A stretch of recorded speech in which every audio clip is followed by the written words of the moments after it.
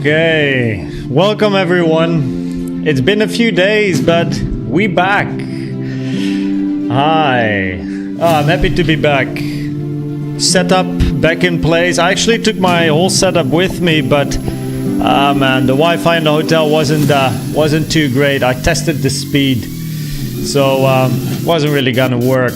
Besides, I will also run you through the event and what happened.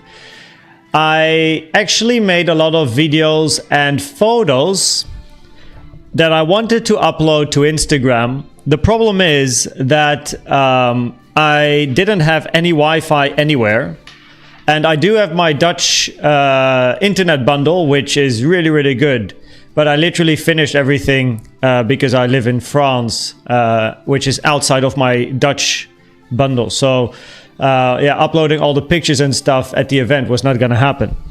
And they didn't have Wi-Fi there, not for guests. So I will upload all of my stuff on Instagram after the live stream.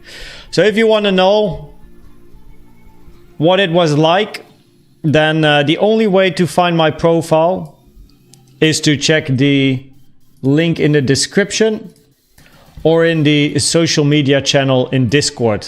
Don't try to search for my channels because you might get to a scam page. But yo, welcome. Yeah, I was in Barcelona for 2 days and I came back today. So what we're gonna do in today's live stream is first of all talk about the trip a little bit and explain what happened. And second, we're gonna of course do Elliott waves. We're gonna do an Elliott wave analysis. We took the high, finally took the high. The 4-hour bullish CVDs finally played out. It only took like 2.5 weeks for it to play out, but we were looking for that 4-hour CVD to play out. So that is nice, right? Price was moving up consistently with local bullish CVDs supporting the bigger 4-hour to take the high.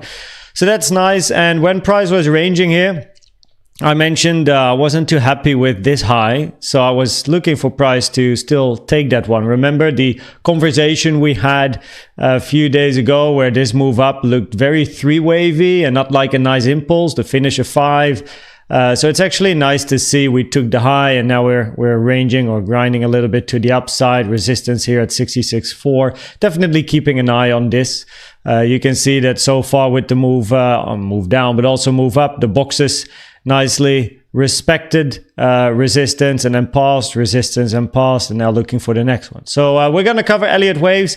We will also cover the daily time frame, or at least the higher time frame, because this section became more interesting as some triangles are now invalidated, which is nice as well. And then afterwards we go into a chatting and a Q&A to answer some questions. I was active in Discord just now. I answered most of the questions that were there in Discord that I received over the past 2 days. So yeah, let's shortly say hi to you guys. So and girls, of course, because the first message in the chat is from Eva. Eva, hope you're doing good in France. I believe you still are in France, I think, if I'm not mistaken, but I don't know, maybe you already flew back to Lithuania, but I think you're still in France, right? But welcome, Eva, good to have you here. GTP Sleeper, Obelix, what's up guys? Seriga, Sam, nice to see you here, Sam. And also I replied to your email. I don't know if you replied again, but yeah, unfortunately, when you are around, I will be in South Africa. So unless you magically decide to stick around for a few more days enjoying the southern sun here, we will need to delay our meeting for a future moment. I look forward to it, though. I look forward to it. And I will go on skiing holiday, I think, in February with a friend of mine for like a week. But it's not gonna be really close to where you live, so I will stay in touch. It's gonna happen. Julian, welcome. David G, comment ça va? Always away for important price action. I pick my battles, you know. Ollie, Sam, current price action last day, especially the impact on the larger time frames. We're going to cover that for sure. Jeroen, welcome. See you. Master 11 card, welcome. Kiwi from New Zealand, good to have you here. The Kiwis must be happy because Mr. Lawson, right, got upgraded to a seat in Formula One in V-Carb for the remaining 6 races, and replacing Daniel Ricciardo, which unfortunately didn't really have the goodbye he maybe deserved. But what is deserved is for new talent to show their strength, even though Lawson already did that last year. BBL, welcome. I'm back from St. Lucia. For anyone keen to visit, there's a must-visit destination. Loved it.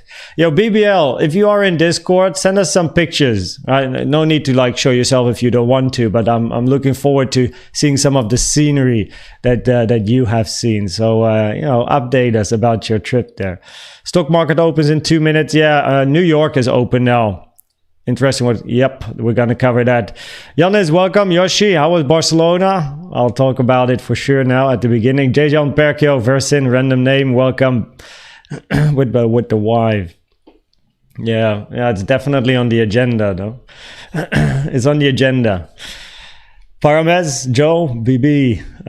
Exactly, Sam. Come back to us when it's still possible or not. What's the point? Yeah, we're going to cover this, but I mean, any scenario going to low 40s has not, if you look at the daily Elliott wave analysis, right? Like, and especially the CVDs as well, any scenario moving to 42 or 45 had low probabilities because the bear scenarios just looked a lot worse, right? It was either like higher probabilities to take out that 65k high or continue ranging sideways and go up later. But Versin, we're gonna cover it. So I need to update my chart as well because I was gone over the last 2 days. We took the high at 65 now, so I have to update my chart, but I haven't had the ability to do this in the past 2 days.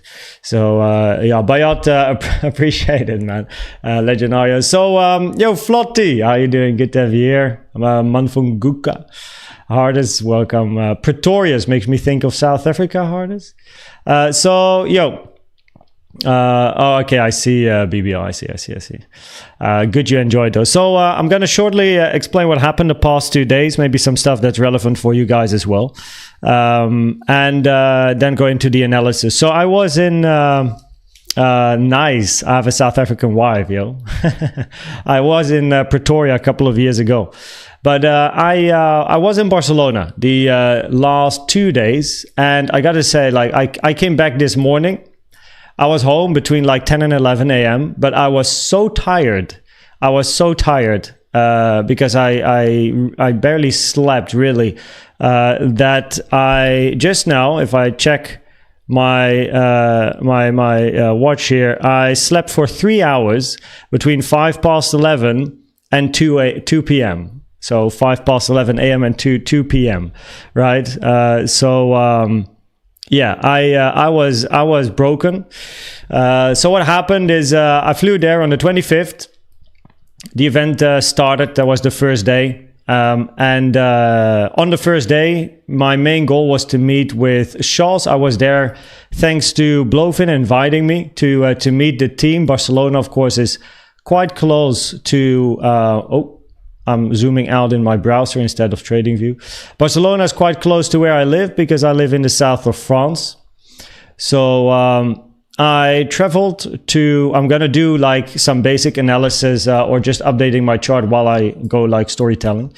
So I flew there. I came to the event pretty much the moment I arrived. I dropped my stuff at the hotel and went to the event and tried to meet with Charles. His name in Discord is Junkie, right? Blowfin line Junkie. His real name is Charles, and we did meet at the event, and we spent a lot of time together. It's really like it's such a great guy.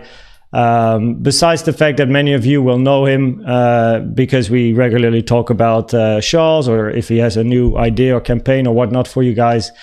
But yeah, he's a great, like, awesome guy. I think a little bit younger than I am, and yeah, like, great person. We hang around a lot, and gonna open Atas here. So I quickly switch to the full webcam because I don't know where it pops up and if my other email is there. So yeah, met him. Spent a lot of time together thinking.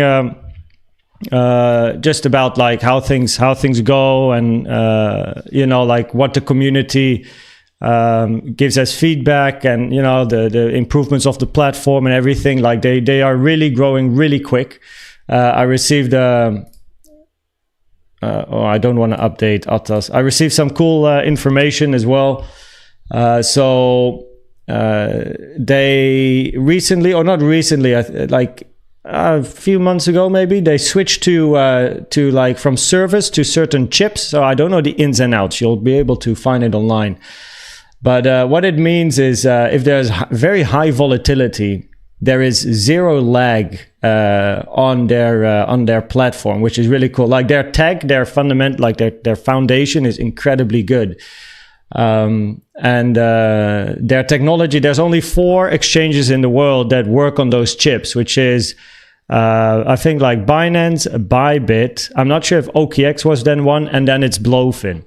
And the chips are like the innovation in the industry, where with high volatility, there's enough power to completely, like, complete any order instantly. And there's a couple of stuff that they're, like, working on, and that's coming, so that's really cool. Okay, there we go. That's not the chart I needed. Yeah, the conference itself, I gotta say, was a little bit smaller than I expected. Now, I'm a global keynote speaker. I'm used to going to conferences and stuff. So this was one hall. And this is Atas, by the way. So I just quickly want to check point of controls, which I do if my chart appears. There we go. The conference was a little bit smaller than expected. It was one hall. And on day one, I mainly wanted to chat with Charles, and I went to a few panels, got some information. In the evening, we had the party, Blowfin party, which was not really like dancing party, but more like a network opportunity. So I spoke with David Tag. He is a YouTuber with 1 million subscribers, talking about indicators and stuff. I spoke with a family, man and wife, that gave up their whole life, sold everything, and bought Bitcoin between 16 and 18K, and traveled the world ever since with their two children. I spoke with crypto. What's this guy called again? He has like 3K subscribers on YouTube. It will pop up later, but like Crypto Snake, Crypto something. Spoke with Ronnie. Ronnie actually recently joined the community, and was really cool to meet Ronnie. He's in the market for a longer period of time, since 2016. And knows a lot of the content creators online. And I had dinner actually with Ronnie yesterday, which was really, really fun.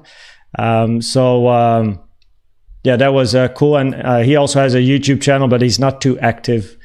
And it's a Spanish one. So just checking, there's no point of controls here on the daily chart. So we go to the other one.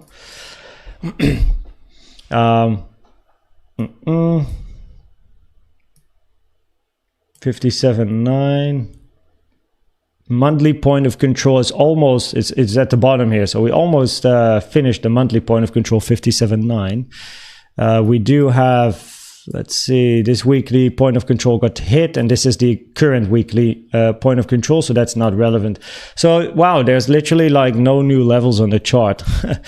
Interesting. So yeah, had dinner with him as well. But last night with the party, because of all the networking and talking to the brand developers and some other YouTubers and content creators, it got very late, and I was in bed really, really late. I only slept like 6 hours the night that I had to leave there, and then 5 hours or something like during the conference, and then last night was another 6 hour night. So shoot. But the second day was mainly all about going to all the stands at the event and learn more about the industry and see if there's any opportunities. Some were interesting, but not in the state that the channel is now. Like I think it's a great idea to have a mini game for our community that I develop, and there was actually a game developer there as well. Now esports and gaming is my background, but like a simple like browser game or something like it could be really, really fun, especially as we also have a bit of a mascot slowly building in the community, being the raccoons emote. So yeah, you know, like that's a funny idea, but that's like for later. And there's definitely a few interesting things, but channel, you know, like it's for the future. But I definitely learned a lot about the industry as well. Look, I'm a trader. You know, I don't really like, of course I know Bitcoin, I know the industry a little bit, but you know, like all of the blockchain stuff and Web3 stuff and DeFi, TradeFi, and I don't know, like what all the stuff they had there, and holy shit, on chain, of like mind blown. So of course I've heard about terms, but I never really deep dived into those topics. So it was interesting to listen to to all of those people. Yes, Crypto Cobra. Yes, that's the guy. He was there as well. So Crypto Cobra might actually like be able to you can find them. Crypto Cobra, David Tag was or David with Tag or something is the name he has. I met with Hendrik from the Talex exchange just because he's Dutch, and I met him at we were both listening to a pitch somewhere, and yes, it's just like a Dutch guy, so Dutch people, you know, Dutch. But David Tag, and then indeed Crypto Cobra, a family, and some other stuff. But yeah, it was fun, and now we're back. So yeah, it was cool. But it's time to continue with Elliott Waves. No, is from there too. Hardest, yes, Odin from Cape Town. Trading Queen, welcome. Mario, on financial consulting as a job. I would answer this probably after the analysis to give me some more room to think, because of story time. I preferably want to get the analysis going. Yeah, let's answer this, BBL. Interesting questions. Let's answer it after the analysis. Rodney Cowden, welcome. So yeah, I had a good time. Really enjoyed meeting some people from the industry. Of course, as a trader, things can be at times quite like quote unquote lonely, right? But it's great to meet people face to face instead of like being in my room and making of course the videos. And I talk to all of you online, which really it's like such a big boost as well to have, like talk to you guys and community, and instead of trading alone, you know, share everything. But then also meeting people face to face at the conference was really fun. Okay, so let's start. We're gonna do quite a big analysis because of what happened on the chart. So I'm gonna move some stuff to the upside here, and I'm also going to remove some scenarios because they are invalidated. So I'm just gonna do a first round and quickly look at what's not working anymore, starting on the daily time frame. All right. And let's see, the timestamp is 24 minutes. So let's see, on the daily time frame, we finally took the high, right? So we had the 4-hour CVD, this one, and we've been talking about this for a long time now as price was moving to the upside, right? So the lower time frame bullish CVD supporting the bigger CVD, right? And now we finally had this bullish CVD playing out because we took 65K. So that is nice. So now we can remove this one from the chart as well, which means that all of the bullish CVDs that we had here have now played out Unless, of course, locally on a 5-min, 3-min, 50-minute chart, there's something going on, but I haven't checked it yet. But all of the CVDs here, here, and here, and here, and here, all the time as price was moving up, all of these like played out, and now we took out this high. So that is good to see. So finally, after a few weeks, that played out. Now, this, of course, bearish scenario already had lower probabilities for reasons explained before I left to Barcelona. So this one now, I mean, I had the invalidation here because, yeah, you had to look for a 535 zigzag in B. You know, like it's just, you can't have a zigzag. B is not allowed to go above A, and having a flat in a bigger flat, a flat in wave B, A, B, C inside B is incredibly rare. So it doesn't really make sense. Putting wave A over here, right, and then look for a B would mean that wave A from this low needs to be a 3-wave structure, right? Either a 535 or a WXY structure. But that is something we will only talk about at a later stage. It remains a very low probability scenario because of the expanding diagonal here. And for now, I will also remove this here. And I will keep it on the chart, but it is a low probability scenario, expanding diagonal. Then we have this scenario here, which is also a bearish one, right? Here the 0.7 is touched.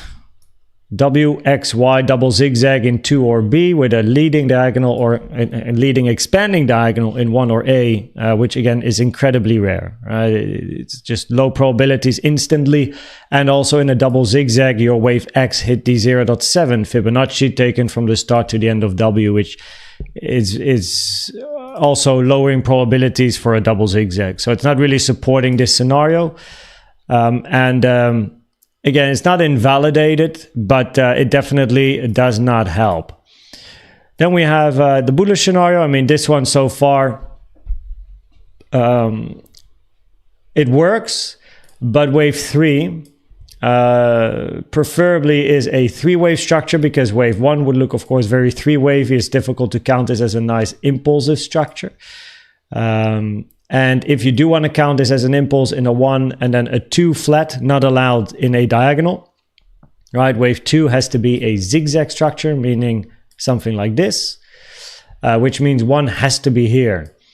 But if this looks very 3-wavy, and the highest probability, if you want to end a 1 here, is that this is a 3-wave structure, not a 5-wave structure. This also then, wave 3 also has to be a 3-wave structure. So that means you would then need to count this as a wave A, B, and a wave C. Now, counting this as a nice wave C can be, we'll check the 4-hour time frame, but can be a bit more difficult because of the size of this range here, which inside wave C is then counted as a 4. And then somewhere here, you have a wave 2. But wave 4 is, I think, quite big compared to 2. We're going to check that on the 4-hour time frame in a little bit. But this, it still stands. It's not like invalidated. Preferably, you don't make a high above 68.5. It's probabilities. But at least we can continue to keep an eye on it. Now, this is one of the scenarios that is invalidated. Very nice. D above B. So there we go. That's cool. Then we have the WXYXZ. Right? Not yet invalidated. But a WXYXZ is incredibly rare.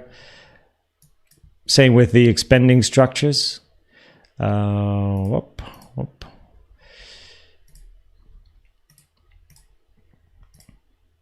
There we go. So you would be looking for a flat structure in a wave Z, for then a 3-wave A, a 3-wave B, and a 5-wave C. But again, a WXYXZ is very rare, right? Then we have this impulse to the downside, never had the highest probability. We now took this high. I mean, this scenario is pretty much off the chart. It's super low probability, so I removed that one.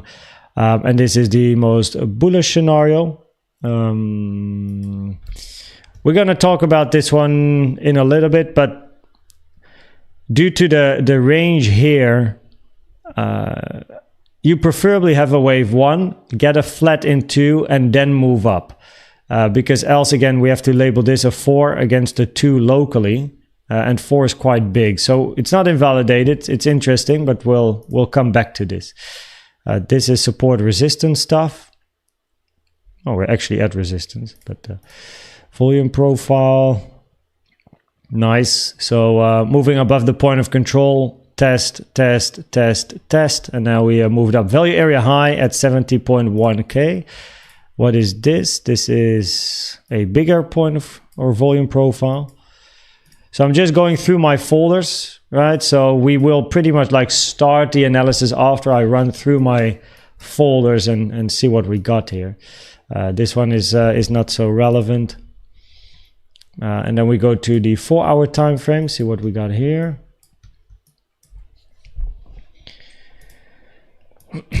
Oh, that's the impulse down. We can remove this. This is the most bullish scenario, which would be a double 1-2.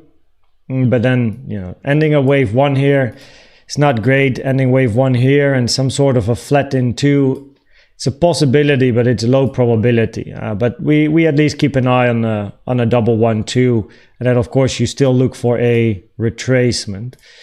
4-hour volume profile broke out of the volume profile, moved up, retesting the value area high. Base channel.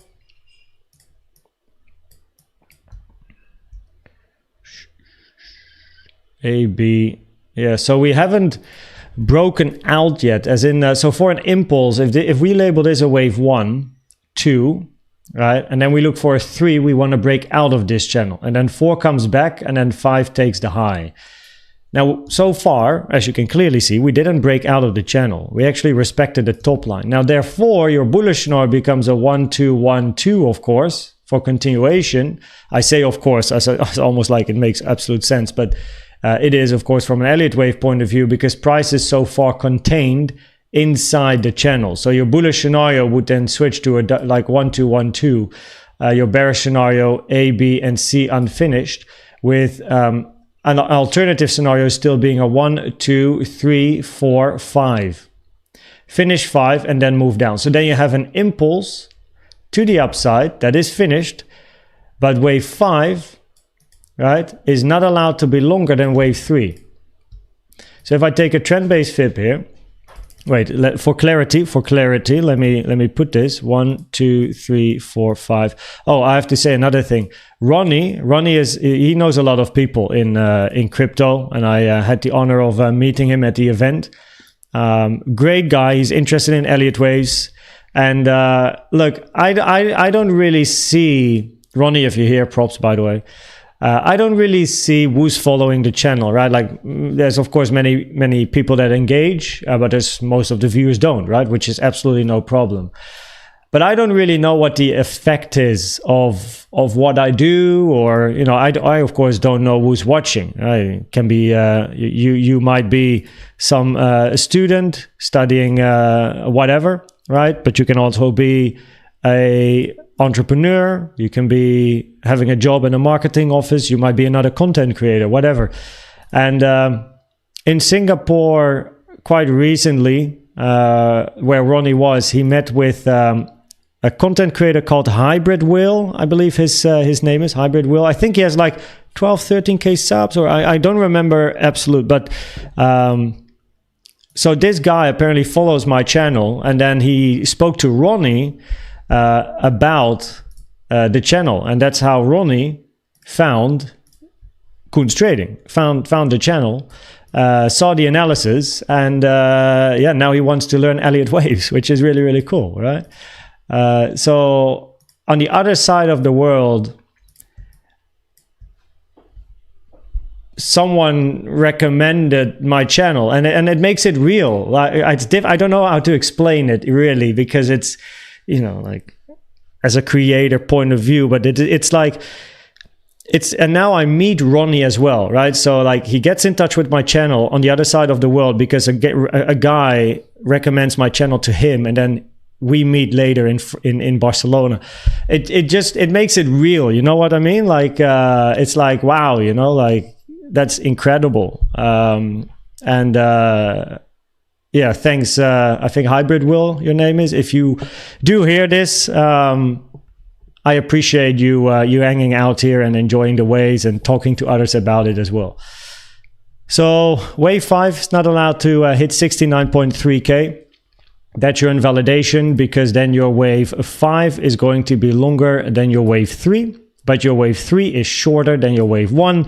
Rule in Elliott waves is that a wave 3 is never allowed to be the shortest wave. Right? So we can't have this wave 3 being the shortest. 1, 2, 3, 4. Even if we put 3 here, it doesn't really matter. Your wave 3 is always shorter than your wave 1 here. Right? So therefore, if your 5 hits 69.3, we would start to do this. Now, this is future talk, but I'm just preparing you. Right? Preparation is the key to success now. If you do hit 69.3, then you're going to count this as a wave 1, 2, 1, 2, 3, 4, longer 5, hit 69.3, end your 3, get a 4, and then get a 5, and then look for a retracement. Right? So we're going to put this on the, we're going to put this in a bit more detail on the chart soon. So now that we hit the blue target area, I can remove the white stuff from my chart. And it's also like content creation. So I spoke earlier, like trading can be quite lonely at times, right? And that's why I think a community is so important. It just helps. Share, engage, make friends, get feedback. But as a content creator in the beginning, it's also relatively, you start with nothing. And then once a community, you know, people like your stuff. I mean, I'm active in the community all the time because that's what I enjoy the most, like talking with all of you, live streams, answering questions, helping people in Discord. It's really, really something I really enjoy doing. But then you don't quickly meet other creators. So it's nice to actually go to such an event like Barcelona and meet up with some others that are like in the same boat. So you can like share, you know, it's really fun. So yeah, here's your wave C target area for a 3-wave structure. This scenario is important for the diagonal, this one here, right? So let me put these two together. And then in the analysis part, which is coming up in the same, now we just run through the scenarios, but in the analysis part, I will highlight this in a bit more detail. Dude, yeah, I can't deny I'm not a fan of labeling a wave 1 here, and the reason is that again this move here is very 3-wavy. I don't really like to end something here. I prefer to end something here. We're going to go to the lower time frames later. But this is, of course, your most bullish scenario. That is a double 1, 2. Okay, so now that we ran through the scenarios, let me put some stuff together.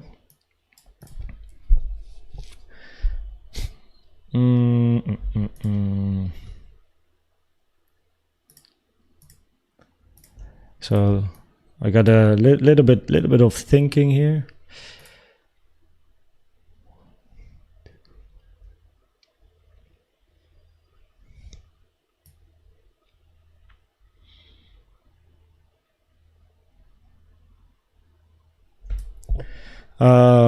Wait a second. I would then do this.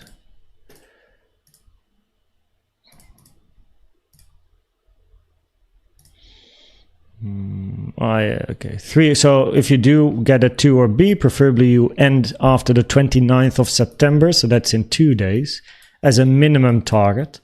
But then you want your first structure to either be a wave A, B, C, or a WXY. So that's going to be your 2 options here. I'll check the maximum target and minimum target here. So for a WXY, your maximum target is the 1.236, which is very high. That's 72,300. But if I then take a fib from the start to the end of 1 or A and toggle on the 886, you can see the 886 in orange is at 71. Now touching 71 increases probabilities to take all-time high, and your wave B, if you do get a move down, higher probabilities, you're looking for ABC and then still continuation after anyway. So it just adds more probabilities to what we already had on the higher time frames, which is more upside to be expected. So yeah, the 1.236 is very high. It's even above the 886. So that is not really a relevant target if we think about a WXY double zigzag. The 1-to-1 though is still interesting. And then if we do ABC from the start to the end, yeah, so this is ABC, then your minimum target would be 66.5. Might be a bit quick, but I'm going to explain this soon. So this would be a target area. This is a lower probability scenario because of an expanding diagonal in 1 or A. But as an analyst, you always need a bullish and a bearish scenario. And the target area I have now, the white box, sits below the 886. Yes, it is. So I will drag this up till the 886 as a target area. And then remove the blue. Tuck, chuck, chuck, tuck, tuck.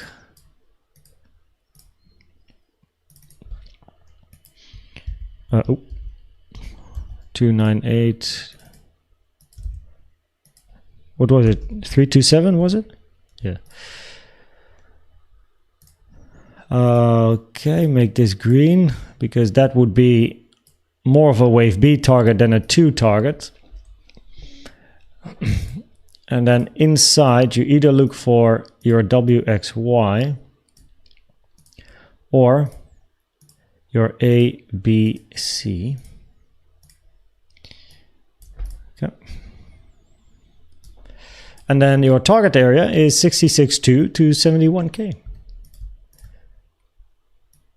Low probabilities for this structure due to the expanding diagonal. So this scenario is not getting the highest probabilities. I'll remove the 1.618 as well. Okay.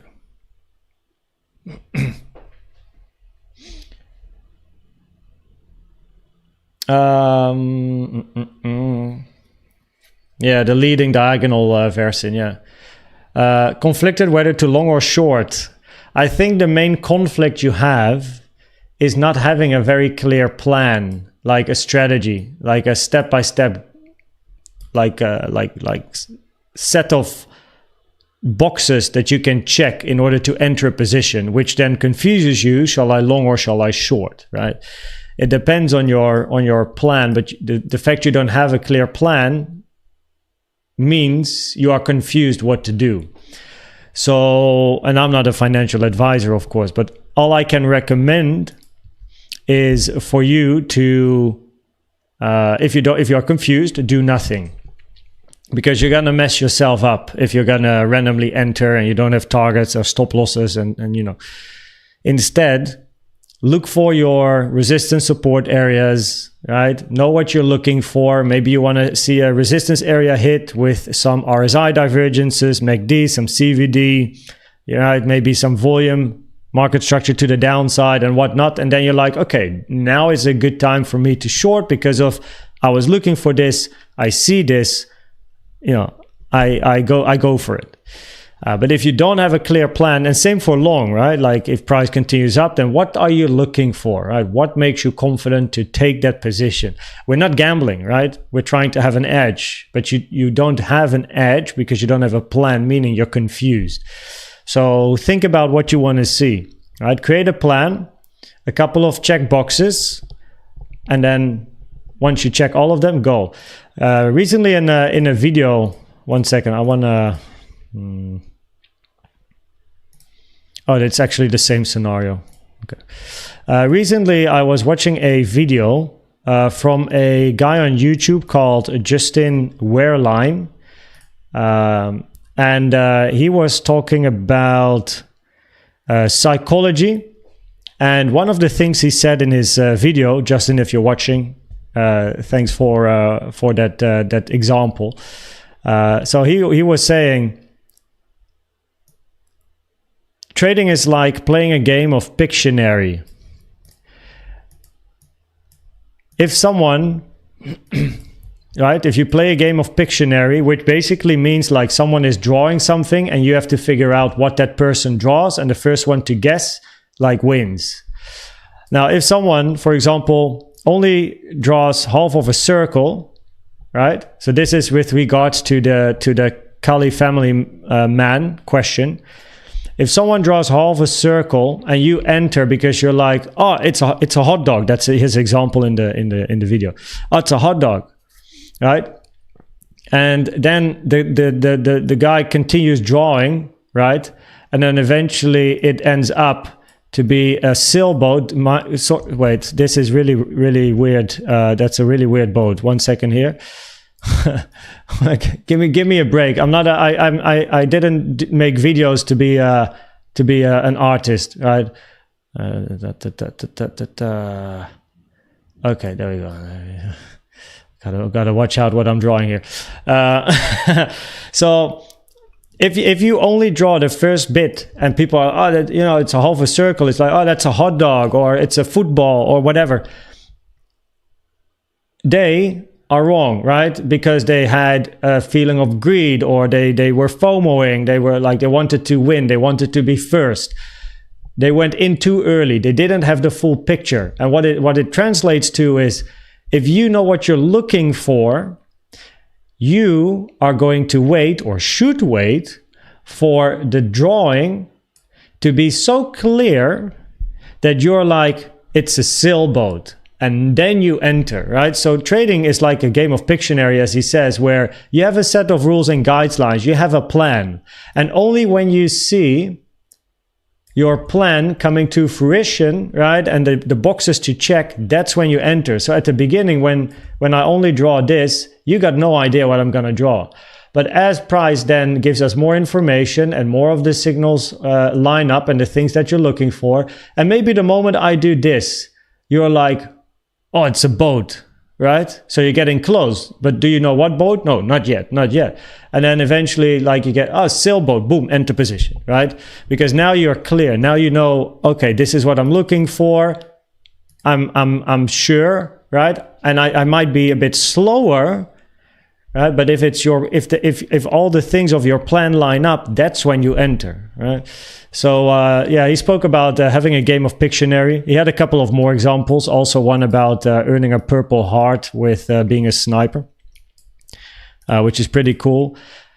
That when you're trading, right, you should focus on the process of trading. If you are a sniper, you are not like thinking about, oh, I'm gonna earn a purple heart. No, you're thinking about protecting your men and taking out the target. That's what you're focusing on, right? When you're laying in the bushes, you're not thinking about, gosh, man, I'm gonna have that purple heart. I want to have that.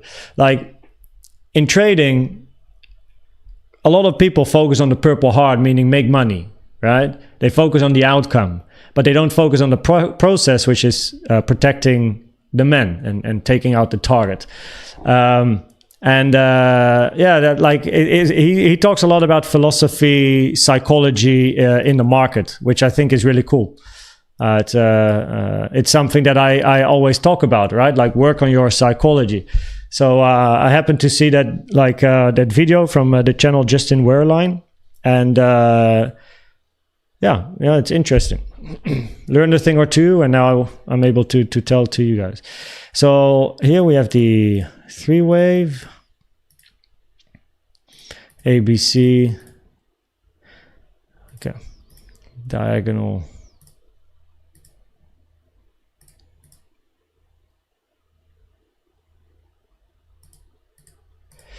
I'm gonna go to the 4-hour.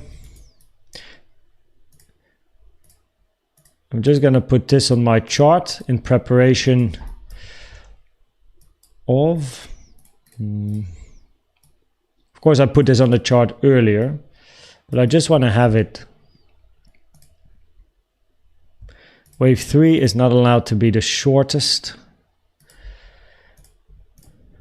The reason I take the higher high here is so that I have a little bit more flexibility. So in other words, I'm more sure that if 69.9 is hit, we are not going to be talking about this being a wave 5. We're going to move wave 3 up. Wave 3 is most commonly the longest structure. So there's definitely something to say about an impulsive structure to the upside here. An impulse. Let me check the volume. Solid Fab, welcome. What's up, Alexandra Tom? College student, age 20 from India. Welcome from India. Nice that you're a college student. You're in the game early. All right.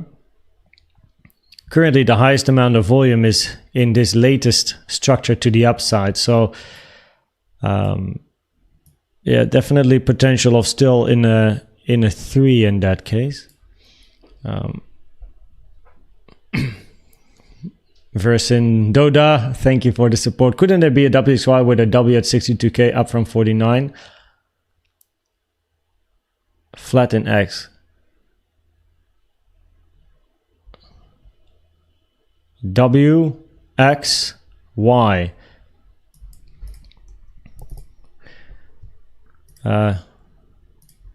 You still hit the 0.7 for a double zigzag. Which is, it still lowers the probabilities significantly. This then being an ABC, of course, this has to be a very big structure. Your wave X is massive. That's the problem of this very big structure. It's really big, but time is never an invalidation. So W and then an X and then a Y, yeah, okay, but your X hit the 0.7. And then if we do compare W with Y, then your wave Y is now, oops, it's almost 6 times longer than W. It's not too great to have a W end here.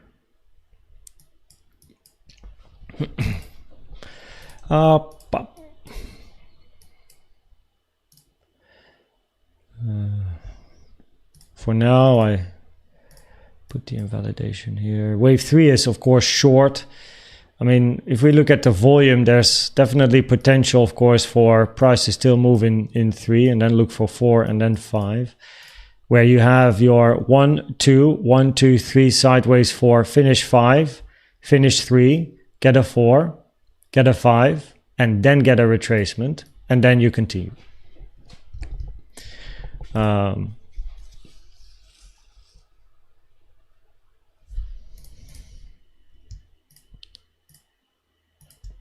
Highest amount of volume in this leg, so that could be your that's on your 3, 4. Okay, whatever. We just label it 5. Not too big of a fan of calling this an impulse, which was why the probabilities were higher to take out the high. Oh wait, it's not, because we do this. What am I doing? So we just do that. We just do that.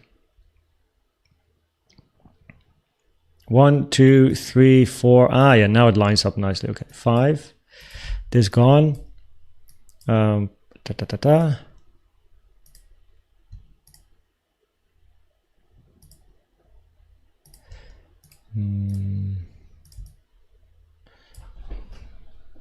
would be quite far still for a wave 3, the 1.618, 70.6K for a blue 3. That would mean your 5 would extend.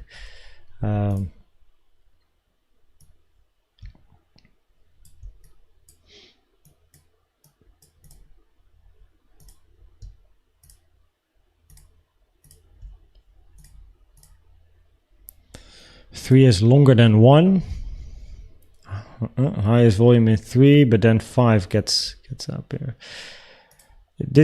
So this range, we can probably agree, is quite long. It's quite long sideways. It can work with the 2 here. Take a fib time from the start till the end. Oh, I'm putting dots on the chart. Yeah, it's a 5 fib time, so it still works for a 4. It's a bit long, but still works. But you can also have 1, 2, 3, 4, 5. But then, of course, as mentioned, your 3 is short. You don't want your 5 to go above 69.9. In both cases, though, like we are getting 2 resistance. And in the scenario I have on my chart now, you would then look for another 4 or 5. And in a more bearish scenario, you look for 1, 2, 3, 4, 5, and then a bigger retracement. So it depends on the retracement. Is it corrective or maybe more impulsive or a deeper zigzag? We'll figure that out as price then moves down, but so far it doesn't. So it's better to just look for up here. So we just label this.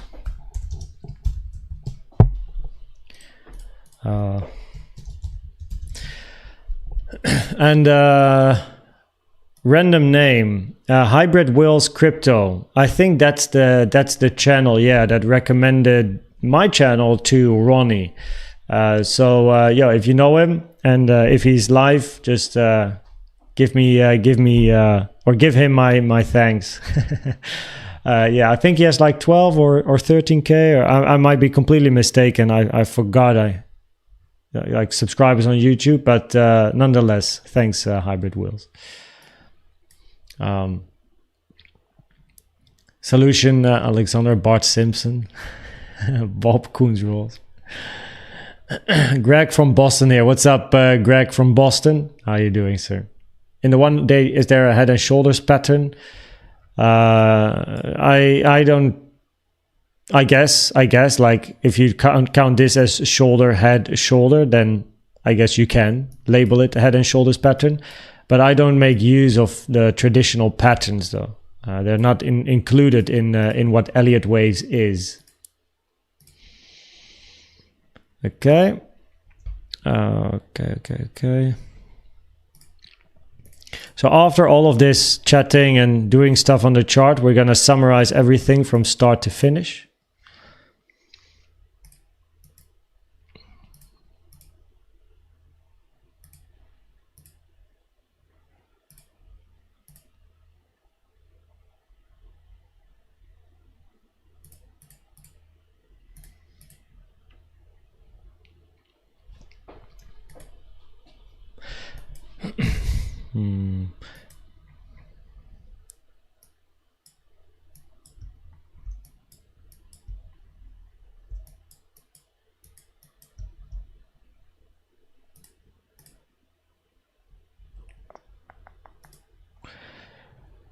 The price action locally, and I've brought this up a few times now, but it reminds me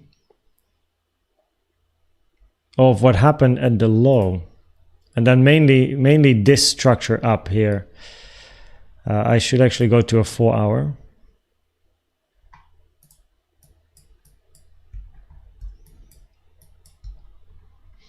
Not that the outcome is going to be similar, but the price action definitely makes me think of... let me just take it from here to there.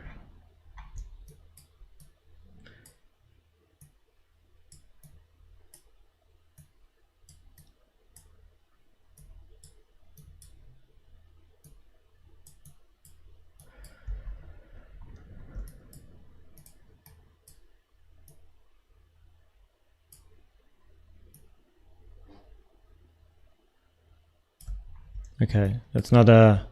Okay, let's not focus on the right. Let's only focus on... Oh, shit. I got quite a big structure, but I want to focus on the recent move up. You kind of get the idea, I guess, if I try to overlap it, at least for like a little bit nice. You know what I mean? Here, like... up, up, up, up, up, up, and then eventually you get like the move, no? Now, on, you know, at the 15K low, this was also supported with bullish CVDs all the way, which is also what we have now. Now, this of course would be ridiculously bullish, and the weekend is coming up, but the weekend you know, like if you get something like this, I mean, what do we have anything next week? What's happening next week? 26, 27, that's today. So there's actually some news. And then Monday, speed. Okay, at least there's a little bit of news, but there's something. There's at least a reason to compare the structures we have. Yeah, interesting.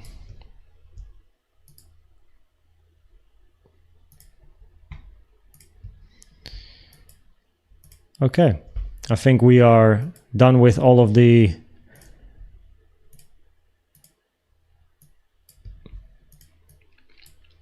analyzing part, and we can finally get into summarizing. Yep.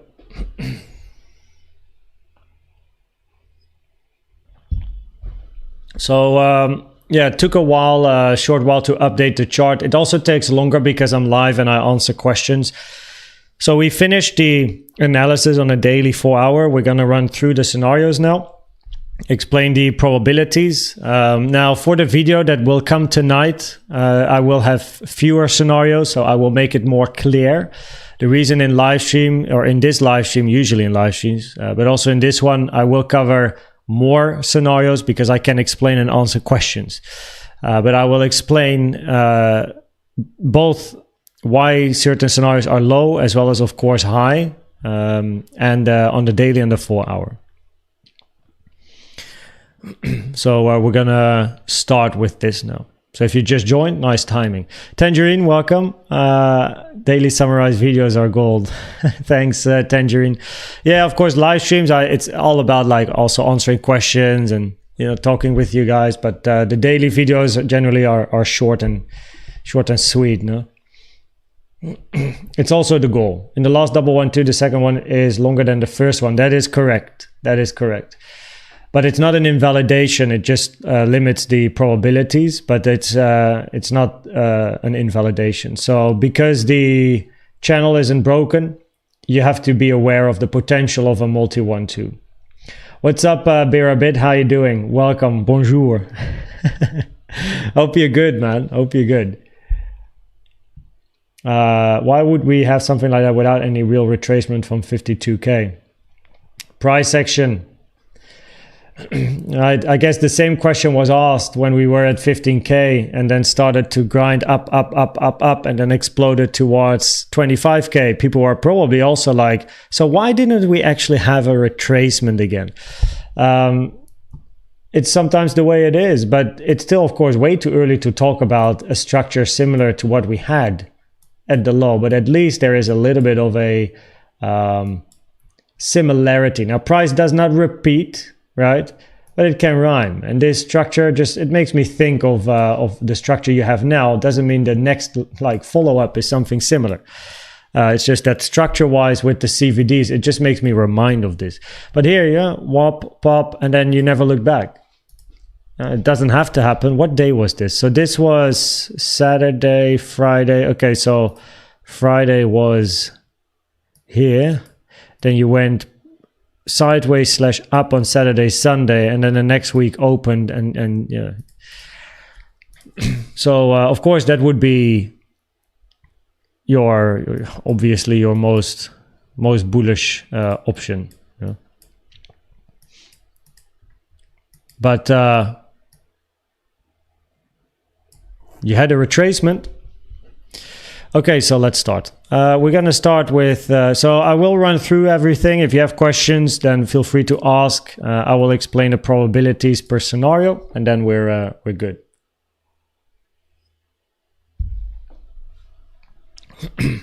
It would be surprising. I mean, I guess, but at the same time, probabilities were higher to take out 65. Yeah, any probabilities going to mid-low 40s had lower probability. So I don't know. It would be quote unquote surprising if you do move up, but because of course a retracement with the move up here is interesting, like is a retracement due, then based on a local structure 1, 2, 3, 4, 5, and then have like continue this range for a bit longer. It's absolutely it has like a probability wise it would be higher unless every range you get is something like this, which is corrective, right? So and then you just look up. Volume is very low on the pump. Yeah, okay.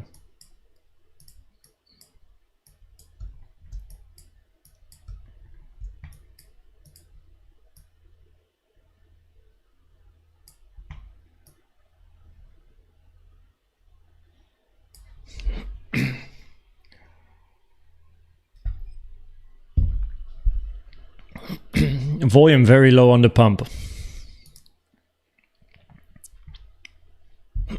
Volume is lagging, right?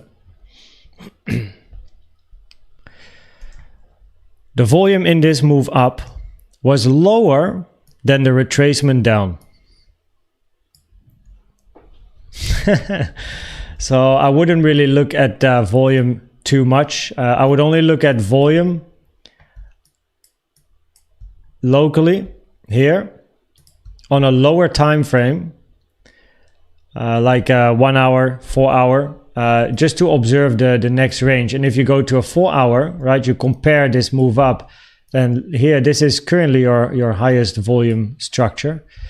But what's most interesting is the ranges. So what we are going to do on the channel probably for at least the couple of days and next week is we're going to count the ranges. So every time we had a range, the probabilities were higher to continue up. Supported by bullish CVDs, knowing we had 4 hour CVDs, probabilities higher to take the high. We took the high. This range here, probabilities were higher to take the high before I left to Barcelona. All right, we looked for this. And definitely interest in a retracement. Did we hit resistance now, by the way? Yes, we did. So we did hit the blue box that I have here. But we need to see a rejection. You need to see a retracement. You need to see weakness. And every range we form so far is corrective, not impulsive. And if you want to have a deeper retracement, you need an impulsive rejection. You need a 5 wave down, not like sideways, WXYs and flats and stuff. So okay, let's get this analysis started. We are at 1 hour 7 after all of the live analysis on the chart. So first scenario here, low probabilities. Reason is that you have an expanding diagonal in wave 1 or A, which is very rare, never preferred unless everything else fails, which it didn't, right? So in this scenario, expanding diagonal 1 or A, you're looking for 2 or B, and then yes, you would look for a wave C or 3 to the downside, where lower 40s, mid 40s is going to be a minimum target. Of course, in the most bearish scenario, bear market is on and you go to much lower prices. Now your internal count in a wave 2 or B has to be a 3-wave structure. And based on the local price action, especially the second leg up, you got to think about a zigzag or a double zigzag. Now, a simple zigzag is a wave A, B, C, where this then is your 5-wave structure. Reason we prefer to end wave A here and not here is because all of this, right, makes it very difficult to count this as a 1, 2, 3, 4, 5, right? Your wave 4 hit the 618, which is pretty much an invalidation for a wave 4. Wave 4 is extremely long compared to 2. It's like the ugliest impulse in the history of impulses. So that's why we preferably then put our A here and count this as a 1, 2, 3. Remember that small little like 1 hour or 4 hour candle here as a 4 and then your 5. Then you have a 3-wave B, 5-wave C. In that case, you would then preferably label this as a flat in a 3-wave A, 3-wave B, and then a 5-wave C. Now, there is a way to count this as a 5-waver. I've shown it in the past. Not great, but that's the way it sometimes is. So then we have our A, B, and then a C. Target area is the white box here. Same for a WXY, which is a double zigzag. Zigzag, correction, zigzag in W. Right? Sorry, that is completely wrong. 5, 3, a 5, a zigzag in W. Then you have your X and then another 5, 3, 5 zigzag in your wave Y. right? So double zigzag. Your target here on the chart, preferably, of course, stay below the 886 or touching the 886 is no problem. The 886 taken from the start to the end of A or 1. Moment you hit the 886, probabilities are higher for a B than a 2. If you do move down, probabilities higher for a C to the 40s instead of a 3. And this then covers your target area 66.2 to 71, which is hit now. Now, probabilities again low for this scenario. Second scenario is your bullish scenario. Here we have a finished ABC, and then we start a leading diagonal. Now, it remains early to talk about a diagonal, and the reason is that preferably I like to start talking about diagonals when we are looking for 4. Right? So at the moment we are still working here on a wave 3 in this case. We didn't even start a wave 4 yet.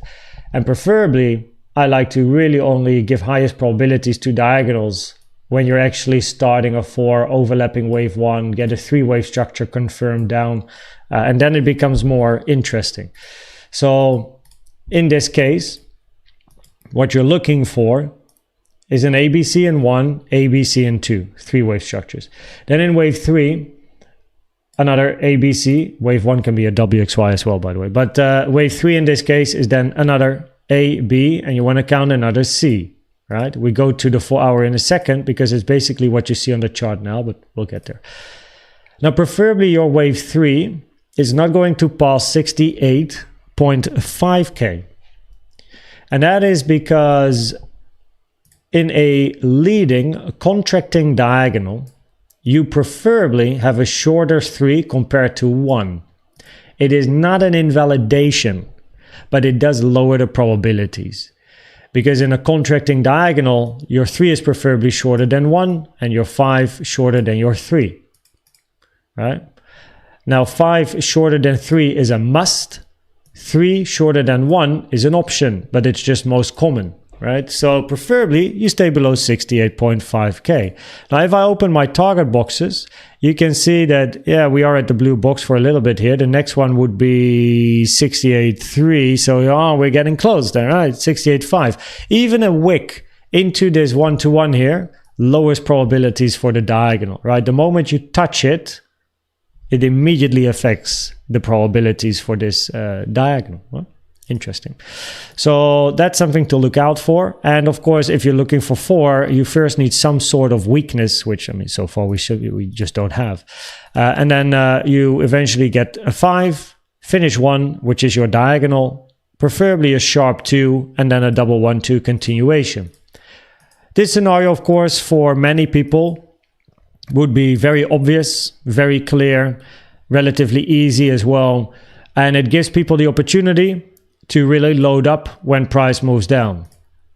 And that begs the question, will you ever get that opportunity of price moving down? It's interesting, right? From a psychology perspective. Then we have the internal count of your wave 3. So if you are looking for your 3 here, you need a zigzag. That is way too obvious. I know, right? That was also basically what I said. Not everyone is going to win in the market. So then you have the zigzag, right? So if you're looking for a 3, you need a zigzag up here. You need a 3-wave structure. You can't have a single impulse. So in that case, you're going to label this as a wave A, a wave B, and then you want to see a wave C. 1, 2, 3, 4, 5. Most common target for C on the chart, right? In this case, the latest range is labeled as a 4. Common target for your wave C is 65.4 to 67.4.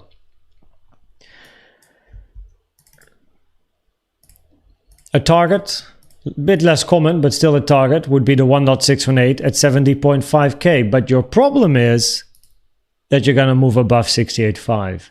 So really, your target area for C is 65.4K to 68.5K, because we know if price hits 68.5, it reduces the probabilities for the diagonal, and therefore the probabilities are also affected for an ABC.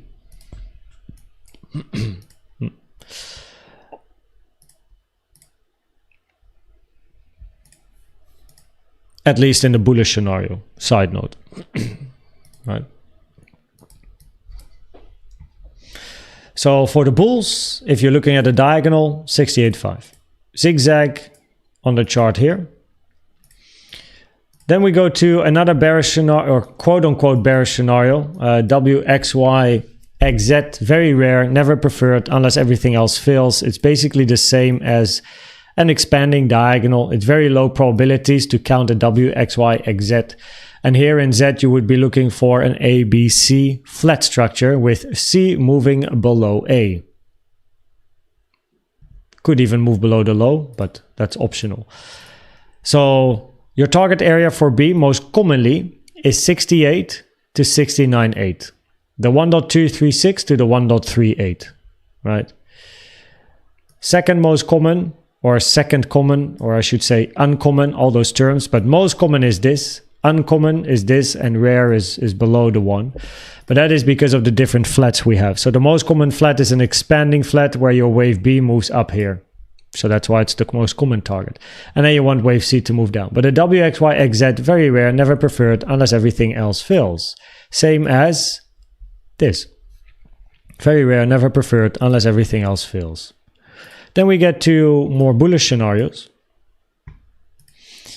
Finished WXY. Now, props to Stuba.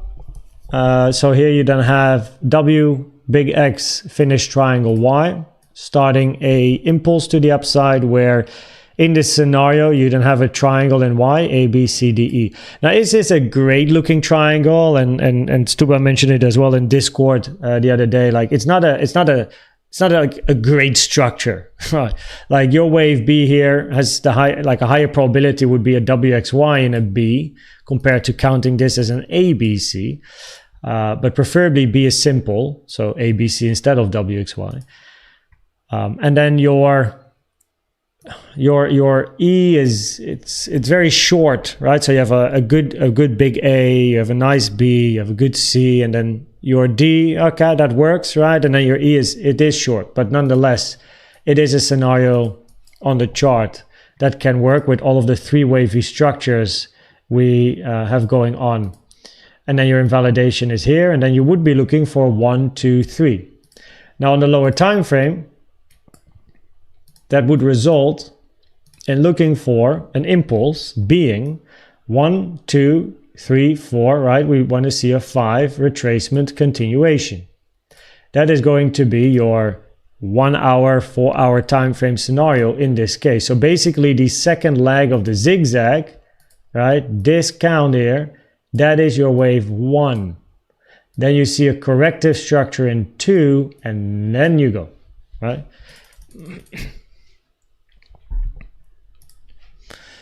So in this scenario, you don't want to lift, like to just like go, right? Like if you want to count a 1, 2 and up, if this here is a 1 and this is your 2 and uppy, right? Like your wave 2 is incredibly short, didn't even touch the 0.382, which is a minimum target for a wave 2. Well, it's very rare for a target for wave 2 to not hit the 382. Does Elliott wave work on the line chart? Yes, it does. I have some line chart scenarios, by the way, as well on the weekly time frame. That's why the L is here. WL, weekly line chart, bear flat, weekly line chart, weekly line chart. So I also have some line chart analysis. Also, Elliott himself, actually, back in the day, also used a line chart oftentimes. So yeah, 1, 2, 3, 4, 5. And if this would be a finished 1, 2, then, I mean, if this is a 2, it's of course incredibly shallow. Which lowers the probabilities that you have a finished 1, 2, 3 here, increasing the probabilities for this scenario, if wave Y finishes here, to count 1, 2, 3, 4, 5 retracement continuation, right? Cool. And then you have the probably then like the two most bullish scenarios. Now I don't like to be I like to be conservative. It shows in my trading. It generally shows in my explanation, but because we upload 3 videos a day, if I'm at least not abroad like the last 2 days, we can update and analyze price a lot. So we keep track of what happens. Now, I don't like to be too bearish. I don't like to be too bullish. I just trade price action where it is. And we are at 66K. We're not at 100K. We're not at 30K. We're at 66K. But we have to consider the 2 bullish scenarios, right? Now, if you're watching, and I sometimes talk about this, but first of all, don't marry the asset. Second, remove pink glasses, right? Because you're going to get wrecked more often than not. So it's a scenario that we will keep track of. First one is a double 1-2. You can see that Liquid Mafia, right? He's the guy. He's in Discord. You can message him. He has a very unique style of analysis. A lot of FIB circles and time. He said like, yo, this price action makes me think of the 24K low, which is what you see on the chart, because that is the pink line here on the chart, right? So you have your 1-2, you have another 1-2, and then we moved up from 24 all the way up to eventually, of course, 70K where the high was made. First we had the ETF range and whatnot, and then we moved up, right? So in this scenario, you would then look for another 1 to top out, get a retracement in 2, and then you move, right?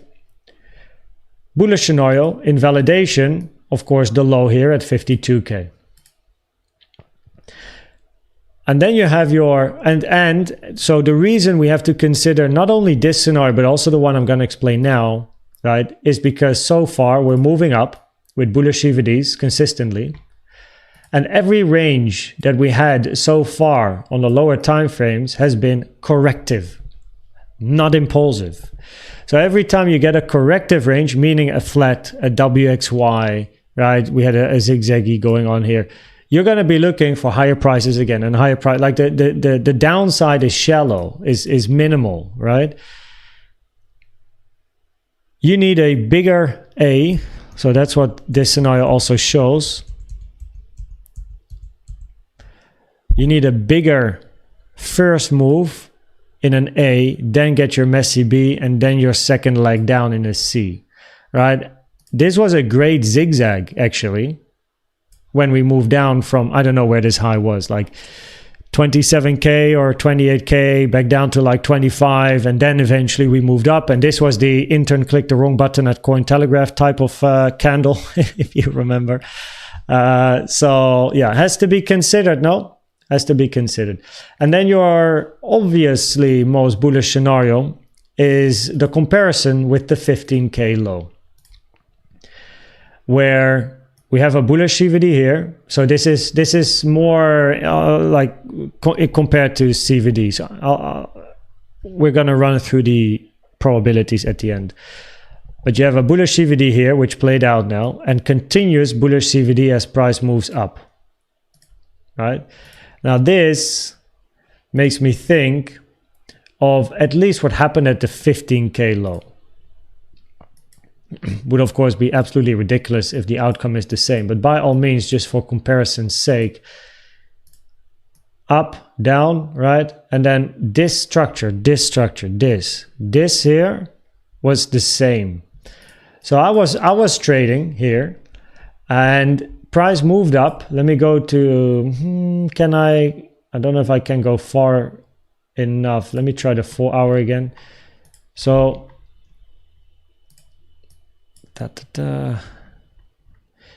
so this structure to the upside was actually quite similar.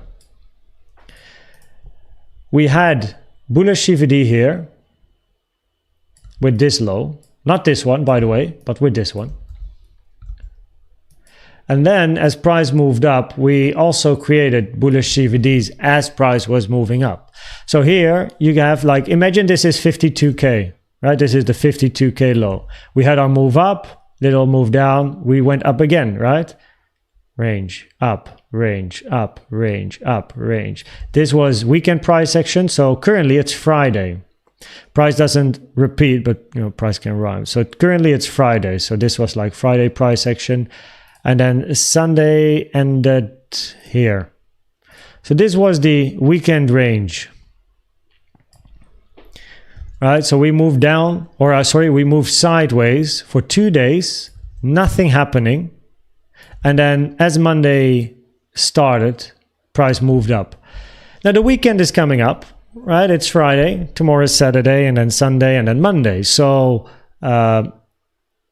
keep an eye on the weekend range. Most commonly, the weekend is a ranging structure. And if we count a corrective structure during the weekend, then of course on Monday or at least the following week, the probabilities are going to be higher to take out the high. So in a most bullish scenario, right, you would basically be here, like, and also remove the left side of the chart. You're like, this is the 4-hour chart. You're like, okay, we have this going on, we move up, and then you get a weekend range here where absolutely nothing happens, and then the next week, poof, right? That's, of course, your most bullish scenario. The issue, of course, with such a bullish scenario is the fact that it is so incredibly bullish. And I am a conservative trader. I'm a conservative person. If price does move up, I'm happy, that's good. But I am very, very aware of a retracement based on a local structure up and the weekend range coming, which will give us some more information. But at least got to be aware. So that is, of course, your most bullish scenario, where here on the 4-hour, this is your price action that you had at 15, right? And then you get the weekend range eventually, nothing happens, maybe a little bit, and then boom, right? Next week. So got to be aware. Got to be aware. Anyway, let's talk probabilities. So, probabilities, bearish scenario, looking for it to be low. Diagonal, medium, because the problem is we didn't start a wave 4 yet. I need a wave 4, guys. Like, what the fuck? We don't have a 4. So higher probabilities than this from an Elliott wave point of view. This, low probabilities. Bearish scenario here, low probabilities. Diagonal, medium. Once we look for a 4 down, right? That's when the probabilities slowly go up. If 4 is finished, right, then we can really start looking for, okay, the diagonal will increase from medium to high, together with a double 1-2. On the daily, WXY XZ, low. Bullish scenario here, WXY finished triangle in Y. I don't know. I'm not a fan of triangles in general actually. It's not that I like don't trade them per se, but triangles are not like as common in a wave Y especially. So it's not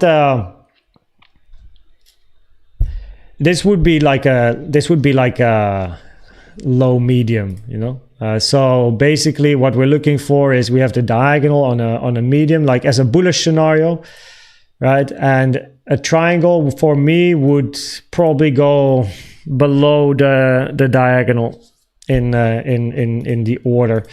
Then we have the double 1-2.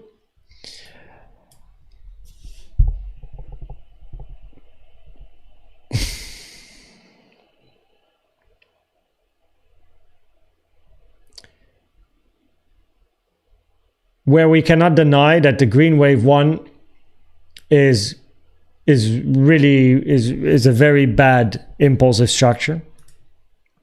This one here is very much like a 3 wave, not a 5 wave.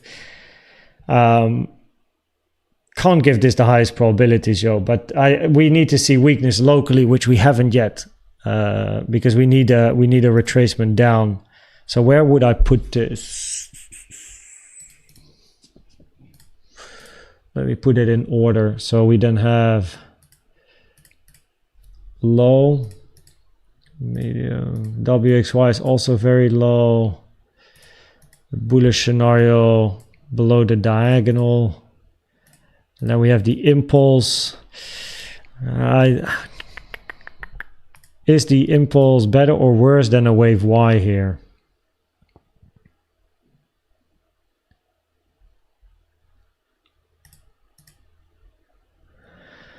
The problem is your 1. Or you have, yeah, or of course you have 1 and then this is your 2.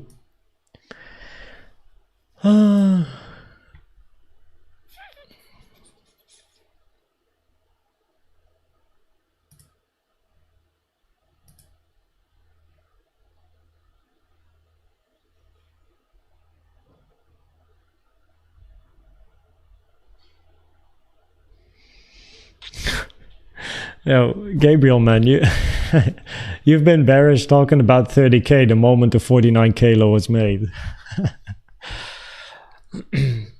I mean, the only way to make that happen would be this, no?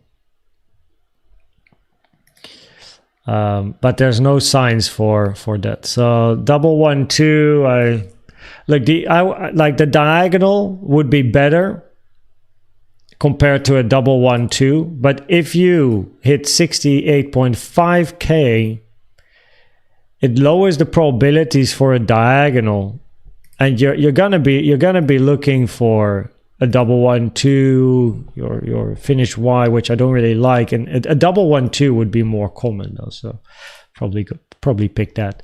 And then the of course the most bullish scenario, like the 15k like low type of scenario.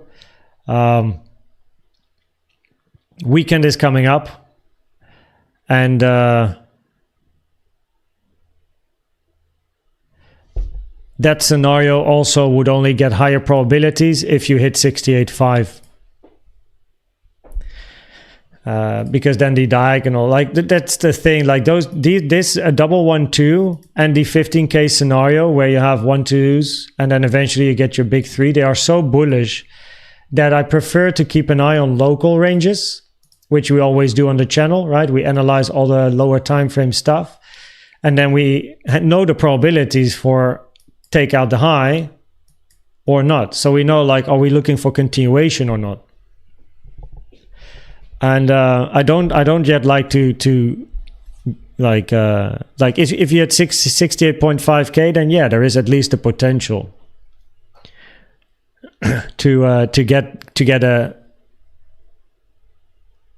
bigger impulse move up, but it can't have the highest probabilities at the moment, especially with the first structure of the low, and this then has to be a 2, which is incredibly big. If this is a 1 2, so yeah, probabilities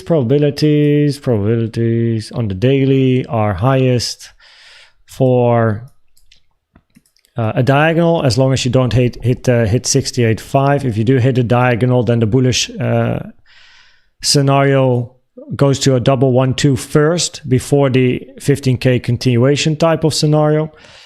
Bearish scenarios, WXYXZ, or this scenario here where we finish a 2B and then go down in C3, have low probabilities because this is an expanding diagonal, and this is a WXYXZ, and both an expanding diagonal and a WXYXZ are very rare, never preferred unless everything else fails. Yeah. On the 4-hour time frame, we are inside the wave C target area. We have hit a little bit of resistance here. This is what you need for the diagonal, by the way. Base channel. Yeah, so like Sam mentioned earlier in chat as well, in the most bullish 15k to 30k type of scenario, this here has to be multiple 1 2s. If we label this 1 2 3 4 5, 1 2 1 2 3 4, whatever, 5 here, whatever, and then 2 finished already, and then you need another 1 2, probably weekend price action, 1 weekend, and continue. Your second wave 1 is longer than your first wave 1 in price. Am I saying that correctly? No. Oh no, that was the triple 1 2. Wait, Sam. So your second wave 1 is shorter, which is fine, But this being a wave 2, oh yeah, that's the problem. This being a wave 2 lowers probabilities because, I mean, we didn't even hit the 382 Fibonacci. You know? Like, it's very rare for wave 2s to not retrace to a 382, like a 236 retracement for a wave 2, right? The last time I really remember this was here. This was a 236 and then boop.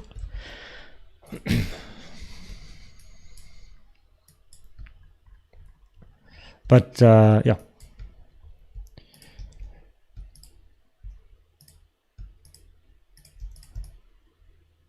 This was also a 236 here.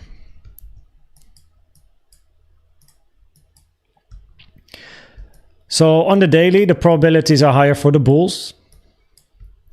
And on the 4-hour time frame, the probabilities with the current price action that we have is higher for an ABC or this impulse. It's the same structure. That's the thing between the impulse you see on my chart now, where you look for 3, 4, and then another move up in 5, compared to an ABC, which is this. So here you look for a high to be made and then a retracement, right? A bit of a bigger retracement. And in the impulse, you look for another, at least another structure. But this move down, right, would be labeled 4 in an impulse, with this being 3. But in the zigzag scenario, this is your C, and you look for a deeper move down. So it's the same type of price action, right?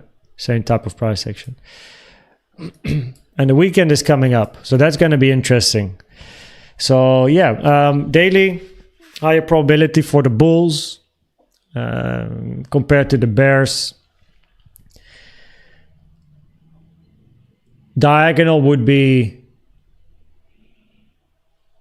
a scenario that's like high up there from a probabilities perspective, but like I said, and also Matchy HK said as well, this would be so obvious, and that's the problem. So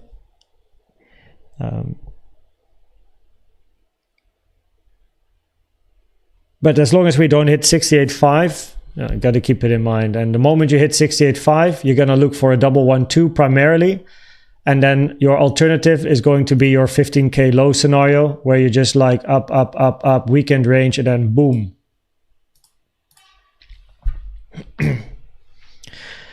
So bulls high probabilities compared to the bears on the daily, and on the 4-hour, we are looking for an impulse here, or the zigzag, which has similar price action.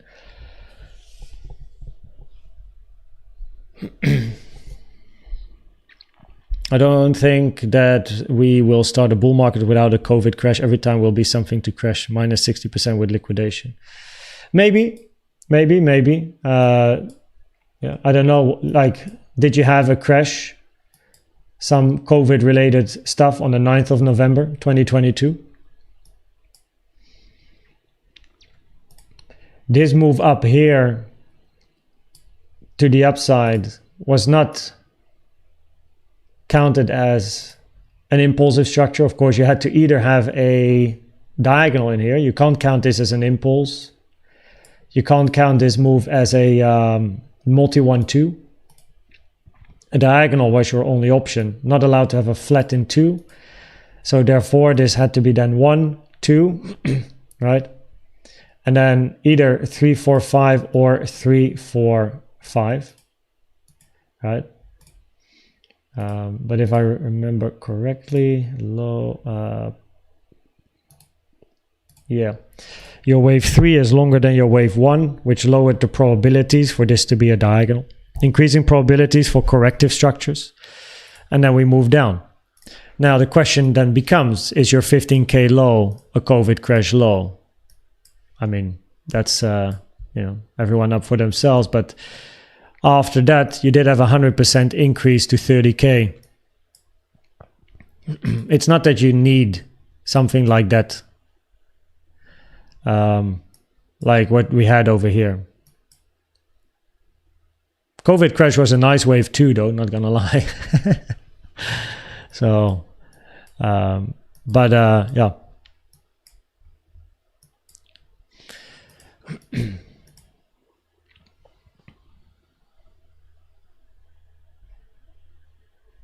Back to work now. Cheers, Tangerine.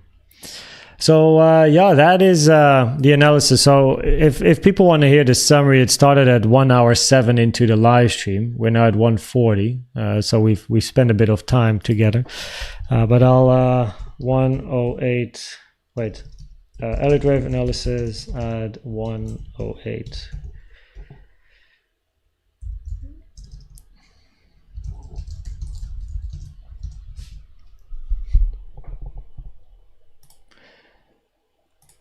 Pin the message. The FTX collapse. Yeah, that was an interesting moment. But yeah, I don't follow new stuff. You know, it's all, for me, it's all Elliott wave probabilities. And at the moment, you know, like, is there a bearish scenario? Yes, there is. This would be your most bearish. And then the WXY-XZ moving below 52K.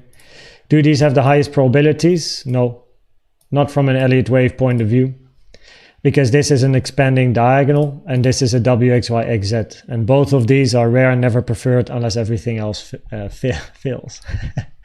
Like the quote that that you often hear in my content. But that's just Elliott waves, you know, like as the book writes, and also if you learn more about Elliott waves online or from Elliott Wave International themselves, expanding diagonal, never highest probabilities. WXY-XZ, never highest probabilities. If you take out the all-time high, then your bearish scenario is going to be a flat. However, as long as you don't take out the all-time high, this flat is not yet gonna be most interesting, right? So you would first need to take out all-time high, and then the bullish scenario is continuation, and the bearish scenario becomes a flat.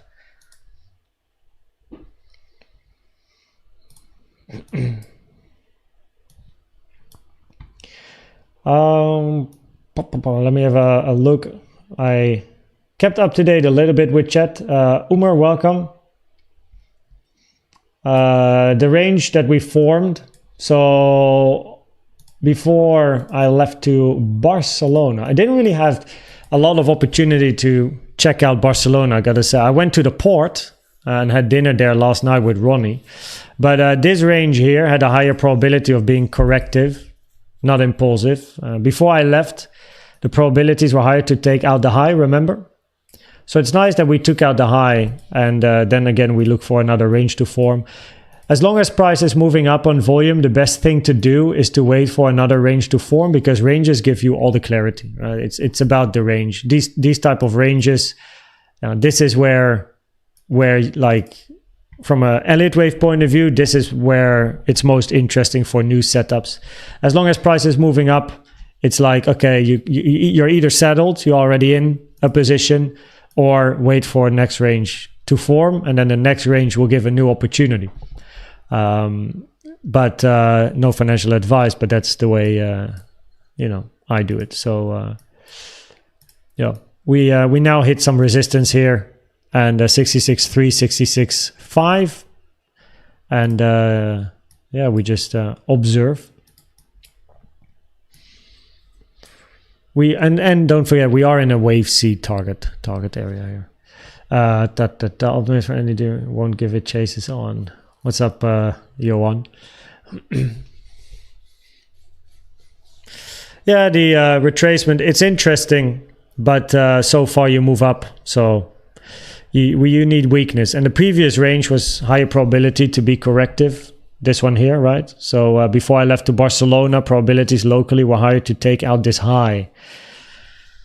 So we took out the high, and yeah, here we are. So for now, we just move up, and there's no weakness. There's no bearish range. This was again a three-wave structure down, and then this candle here, green maybe on your chart, but this candle to the upside confirms the 3-wave structure here to the downside, right? And then you take the high again. Yeah, and now we're here. So what's up, Zed? Welcome.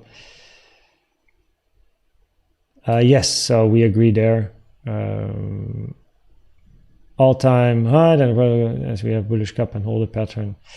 The cup and holder to the 618 fib extension on the log chart. Nice bit of confluence.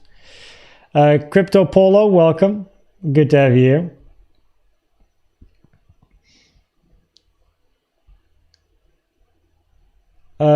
Yes, but the 70k high 886 is not relevant for me. Only an 886 taken from the all-time high is relevant when we think about how, like, the 886 probabilities. Yeah. Does Elliott? So this question was answered yes. Yeah, wave 1 is a bitch, but like the move from 49 to 65 is a really ugly impulse. Preferably your 65 is a wave B or X, but preferably B. If you do want to count it as an impulsive move up from 49, and then wave 1 ended at like 62, and then you get an ABC to end at 52. Not too bullish, not too bearish. Yeah, I mean, we take it as it comes, no? Take it as it comes. It doesn't, usually there's no benefit in trying to be too predictive in very high time frame scenarios. And that's also something that I like to do. I like to analyze the local ranges, because that's where the strength also from an Elliott wave point of view comes. Like, is it corrective or impulsive? It's corrective, cool, we look up. And then based on local ranges, it's up and up and up. Since the 52k, it's constantly up, up, up, and probabilities were constantly higher to take the high, take the high, take the high, take the high. And now we took 65k, right? So now the daily slowly becomes at least a bit more clear, because some of the scenarios were invalidated. But initially on the daily time frame, I didn't analyze the daily for a very long time because it was useless. It just didn't provide any clarity. But locally, we didn't saw weakness. We had the bullish CVD, which played out as well. And here we are. And now slowly we can move back into the daily and analyze that time frame a little bit better.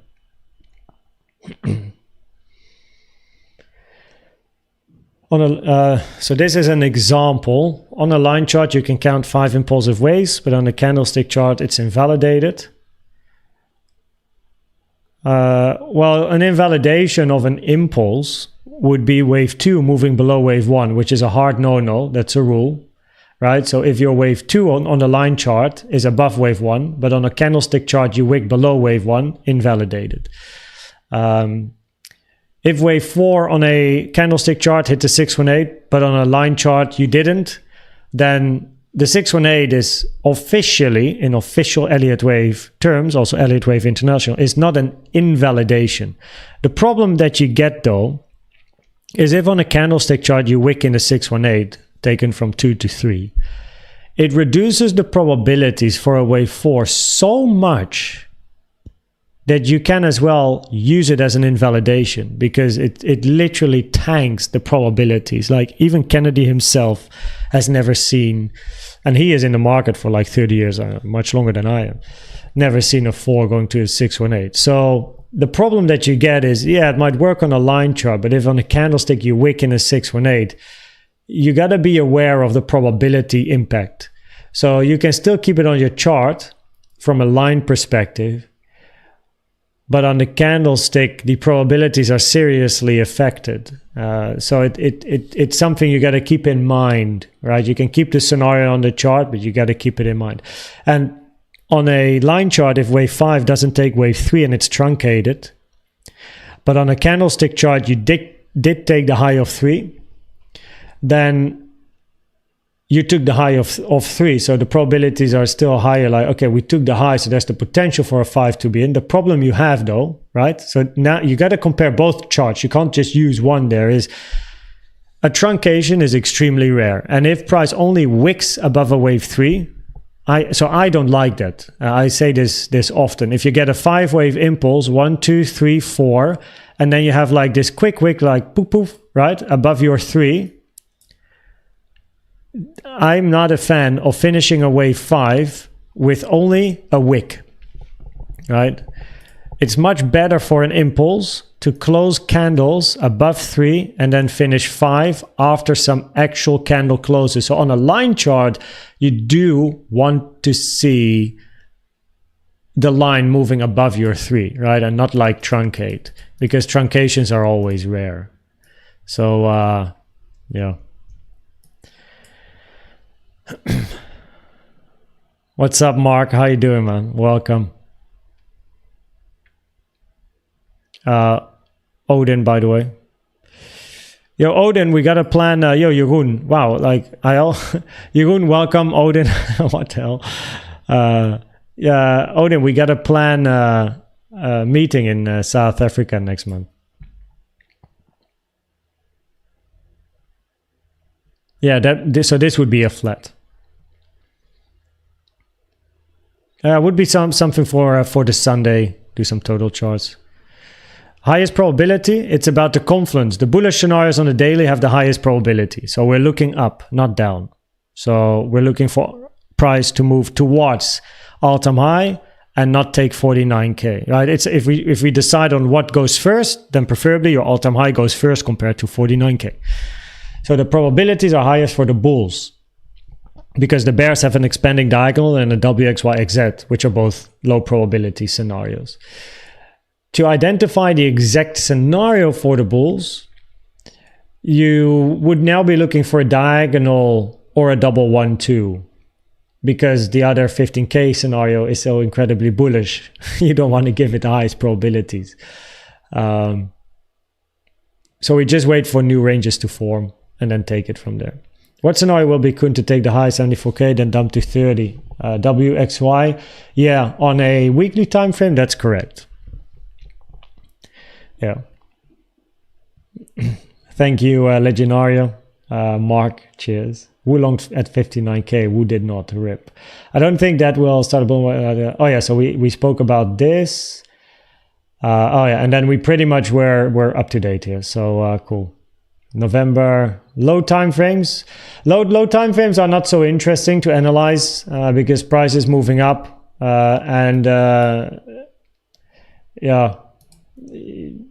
Bit of volume. It hit resistance here. If you pass this resistance, next up 68.3. But it's not.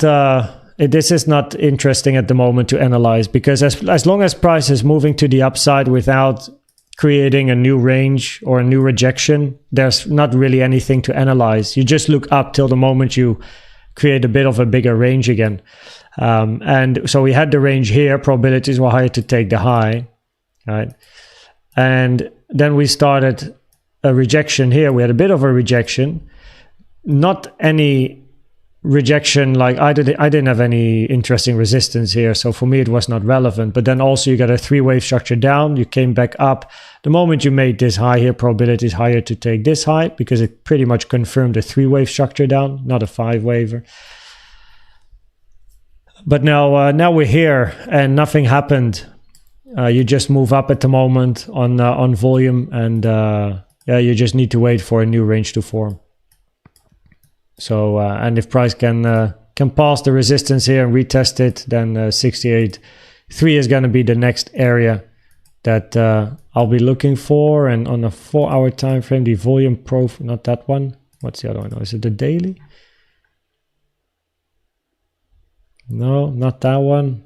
I have too many stuff going on there. Oh yeah, another volume profile has 70.1. So yeah, we do start to slowly talk again about 70s, right? The 70s instead of the 60s and the 50s.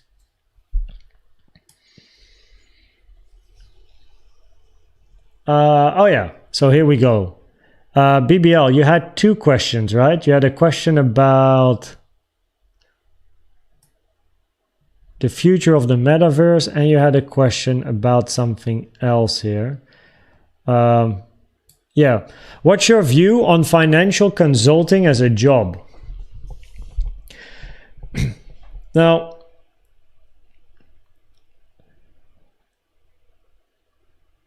the question is, do I work as a financial consultant myself in this example, or what do I think about people actually financially consulting people that look for financial consults, like a financial advisor? Now, preferably, right? So if someone gives financial advice, I am much more keen to take.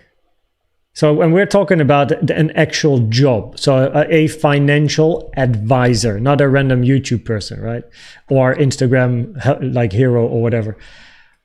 I would be more keen to receive financial advice when I ask for something from someone that is at a similar level as I am, or higher.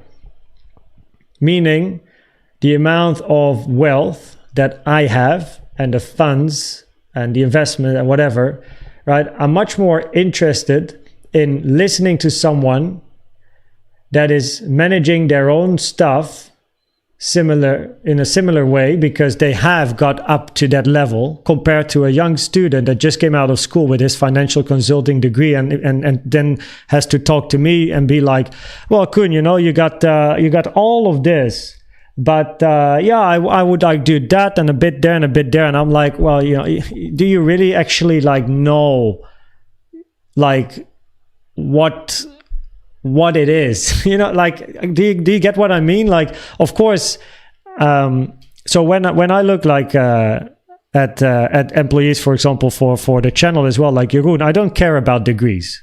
I don't, right? If you're motivated and you have a skill, right, that we can use, you're in game. And then you either prove yourself or you don't. And if you don't, you're out, right? It's very simple. And if you do and you like it and you're motivated, you're in, and we can build and people can grow in the company, and that's fine. But if you go to a financial advisor and you talk about money and wealth that you have created in your career, right?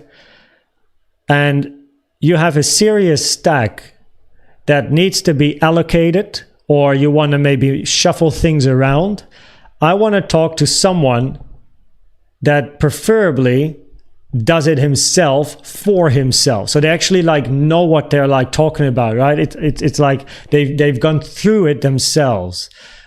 Or as an alternative, as a bare minimum, have someone that has real experience in the market, preferably with other big guns as well, so that they actually know what they're talking about, right?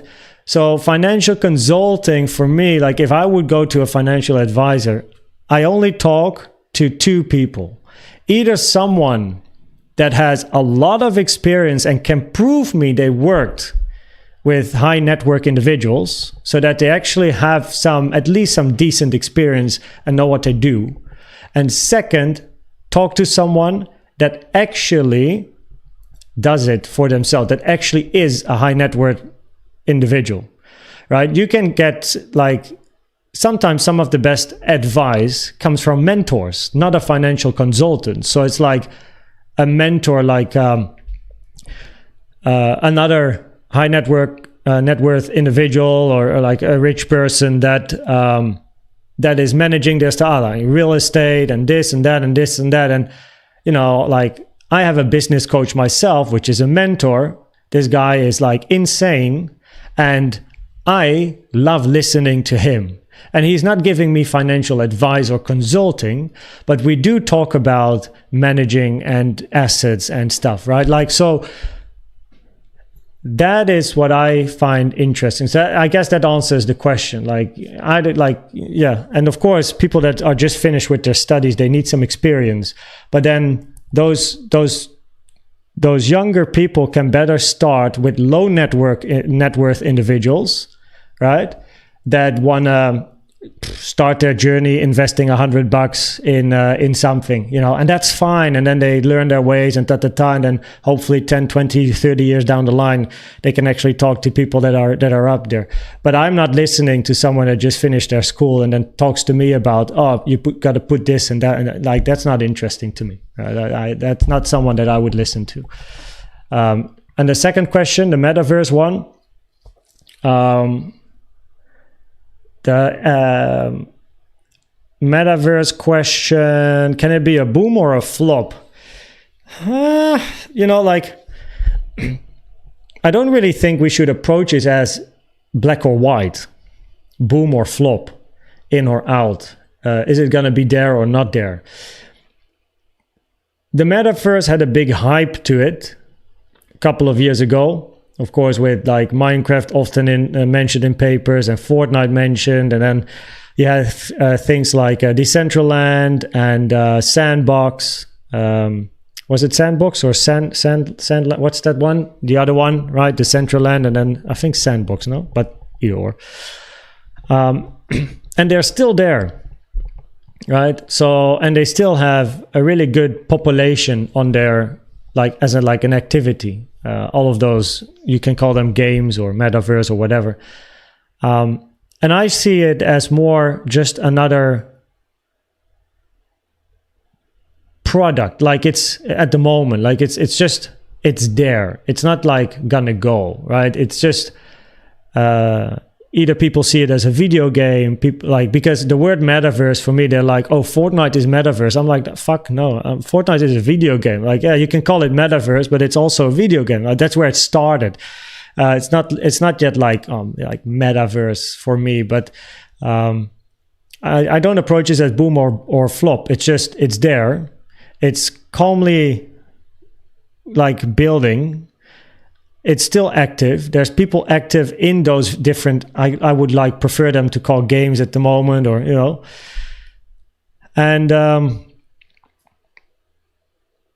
when looking into the future, which no one can do, but I do think there is a user case for metaverse related tools or products, or just like with the gaming industry, video gaming industry, that some elements from the gaming industry slipped into traditional industries like gamification, right?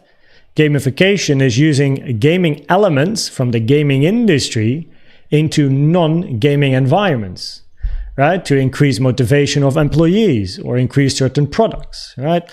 As a very simple example. So I think, and for another thing is, for example, the Oculus, right? Developed for the gaming industry, but now it has real life or traditional market user cases, like meetings, having meetings in an online environment. So I think the metaverse will have its own user case. There will probably be certain innovations coming out of the metaverse used in non-metaverse related or gaming related industries that will be very useful. And it might then also become an industry by itself. Do I think it's going to be Ready Player One, right? The movie, I think it is. No, Ready Player One, was it? We're too early stage, but there's definitely the potential. Have you seen the Trackmania World Cup qualifier tracks? Yeah, I've started watching a video from Spam, great bud of mine, know him well, but I haven't finished it yet, so still have to watch. But yeah, the tracks look nice. I mean, yeah, they don't, they just look good to me. Some are more tricky than others, but they're on a World Cup level. So that is what I and also other professionals in the end, we got to be able to do exactly that, and the tracks are good. It's playing Trackmania in a World Cup environment like I did myself back in the day is a lot about also again risk management, right? How close do you want to be to the borders? And I think with some of the tracks it pays off to be safer but slower, unless you are at the end and you have to, like, your finalist, you got to win one more round. That's where you pick it up. Or if someone else is approaching finalists, you want to try and pick up your risk and your speed. But it's going to be interesting for sure. Army Piper, welcome. Good to have you here, man. Also, immediately makes... So I was in Barcelona, Army Piper, so sorry for that, but or for not replying because of that. But I'll make sure to reply to your message. And the software, the website you use is really, really simple. So it should be fun to host something. Yeah, do a collab. Do you think stock market and Bitcoin Elliott rules are the same? Elliott Waves is the same in any market, anywhere, anytime. Rados, welcome. Elliott Wave rules are not all rules. Some are guidelines. The rules and guidelines apply to price action. Yes, correct. Can you tell me the rules of an ABC? Depends if it's a zigzag or a flat. But in a zigzag, you have a 5, 3, 5. Wait, I should a little bit better. 1, 2, 3, 4, 5. ABC, 1, 2, 3, 4, 5. So rules, wave B is not allowed to take the origin of A. Wave A being a 5 wave, wave C being a 5 wave has impulse rules. 2 not allowed to take the origin of 1. 3 is not allowed to be shortest. 1 and 4 are not allowed to overlap. Same in A as in C. Wave B can be any corrective structure. Those are the rules. If you talk about a flat, 3 wave A, 3 wave B, 5 wave C. Then it depends on the flat, but your most common flat is an expanding flat, where you take the low of A in this example. A regular flat also takes the low of A, but has a shallow B.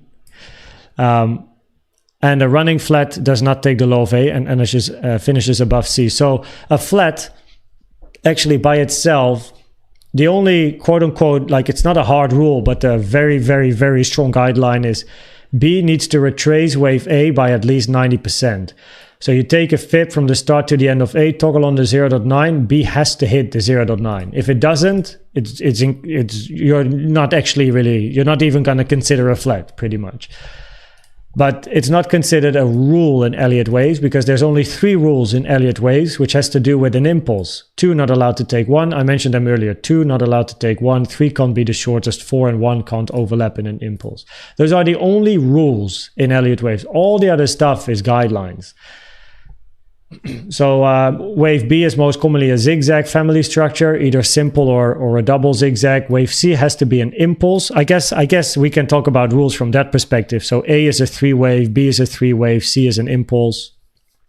So a 5 wave or a diagonal, but a motive wave. And all the other stuff I can talk about is in a flat is going to be guidelines. It's not going to be rules. But a flat is a 3-3-5.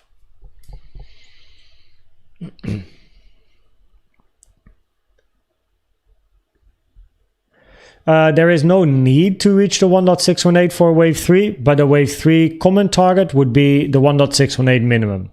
The only rule for wave 3 is that it can't be wave 3 can't be the shortest. How can a base channel be used in a double 1-2? Do you take it for every 1-2 separately? You can, but I would prefer to use the highest degree. So if we go to the 4 hour, we have the base channel. This is the highest degree, right? So if this is counted as a double 1-2, we then 1-2, 1-2 up. Now, as mentioned, of course, preferably your second wave 1 is a bit shorter in price than your first wave 1, which then would be the case. And your wave 2 here, right, is in time preferably a bit shorter. It's longer, in this case here, if we count this as a 2 here. But you can see that the base channel isn't broken, right? So in a double 1-2, you preferably do not break the base channel, like lower trend line here, and create 1-2s in the channel till you then move up, and then you want to see a big wave 3. So yeah, that's what to look for. And your lower degree base channel would be from the low tuck and then chuck and then tuck. Wait, 1, 2, 1. Oh wait, that's your second. So let me remove this because that's useless. And then we do this. And then 1, 2, 3, 4, well, pretty much 5. No, and then you would do.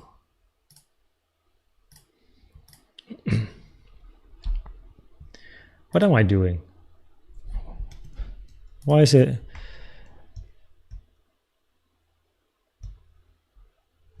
Low of 1, end of. Okay, holy moly, man! Like I'm still like sleeping, like after Barcelona. So this would be your second base channel, right? Which is then your, if you count a 1, 2, you look for 3 up. Yeah. So for the ones that just joined, I was in Barcelona at the European Blockchain Convention for 2 days. Didn't really sleep a lot at all. I came home, slept 3 hours, and then decided to live stream. What's up, Oku? Welcome. Classroom in session. Does the Maxim, does the rule that all of the waves of leading diagonal and waves 2, 4 of an ending? No, a leading diagonal. No, so it's actually the other way around. So wave 2 and 4 of a diagonal, any diagonal, has to be a zigzag family structure. So either simple, double, triple. An ending diagonal, all of the waves in an ending diagonal have to be zigzags, zigzag family structures, right? A leading diagonal can either be every wave a zigzag family structure, or wave 1, 3, and 5 are an impulse, and wave 2 and 4 a zigzag family structure. Business management student. I see. No, it's I mean, business management, you can go many places as a business management student. But if you want to become a financial advisor, I guess the place to start is probably you're going to be talking to low net worth individuals that just want to start their investment journey. And then as you build years of experience, you then also move up in the financial ecosystem. Like you first talk with low net worth, and then you go to just a little bit higher, and then medium net worth, and yeah. So you go from people that want to invest like, $10-50, maybe $100 in a month, to then people that have a bit more capital to spend. And then you go to people that want to, like seriously invest in markets. And then you go to, we have real estate and this and that and this and that. And yeah.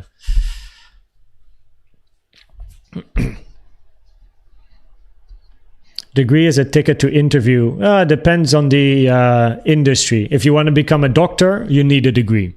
So I, for example, studied medicine. If I wanted to be a heart surgeon or neurosurgeon, cardiosurgeon or neurosurgeon, those were the two I was interested in. Mainly cardio, gotta be honest, like heart. By the way, if there is a doctor here, I really respect your work. Like you're a hero. I really enjoy like what a doctor is and what you can mean to people. And I love surgery. If you're a surgeon, oh man, like I'm a big fan. I love surgery. It's amazing, especially cardio surgery. I've had I've seen many open heart surgeries. Incredible. I love it. It's insane. So if you want to be a cardio doctor, like cardio surgeon or neuro, you need a degree. And of course, for other jobs, you also need a degree. But there's also many jobs where you don't necessarily need a degree, right? So for example, if we look at Jeroen, he works for me, and he is studying IT, but I didn't get him to the Koens team because he studies IT. When he approached me, I love proactivity. That was really cool. He said yo, man, I'm working here, but I'm actually very interested in working for you. Do you have anything? And I was like, well, I'm not yet sure where, if I can give you enough stuff to do, but we can start and see how it goes. And it actually went very well. And he started to do design and thumbnails, learn more there, and then does some video editing now with shorts. set up a couple of systems with regards to the forms for CVD and memberships, and more stuff. So he's really motivated. He's doing incredibly well. And I don't care about he does IT, but he also makes thumbnails or stuff. It's the motivation, the passion that is most interesting for him as well, because he really enjoys what he is doing, and it reflects in what he does and how active he is. And I don't like micromanaging. I'm very, very free. If people do what they're expected to do, then I don't care if your dog is sick and you got to take him away, just go, man. You know what I mean? Very, very free. But that's also, of course, because the channel is still low and I only have one employee. I mean, if you have a business with hundreds of people, I can imagine it might be a little bit different. But I am not there yet, so maybe one day. But in many cases, I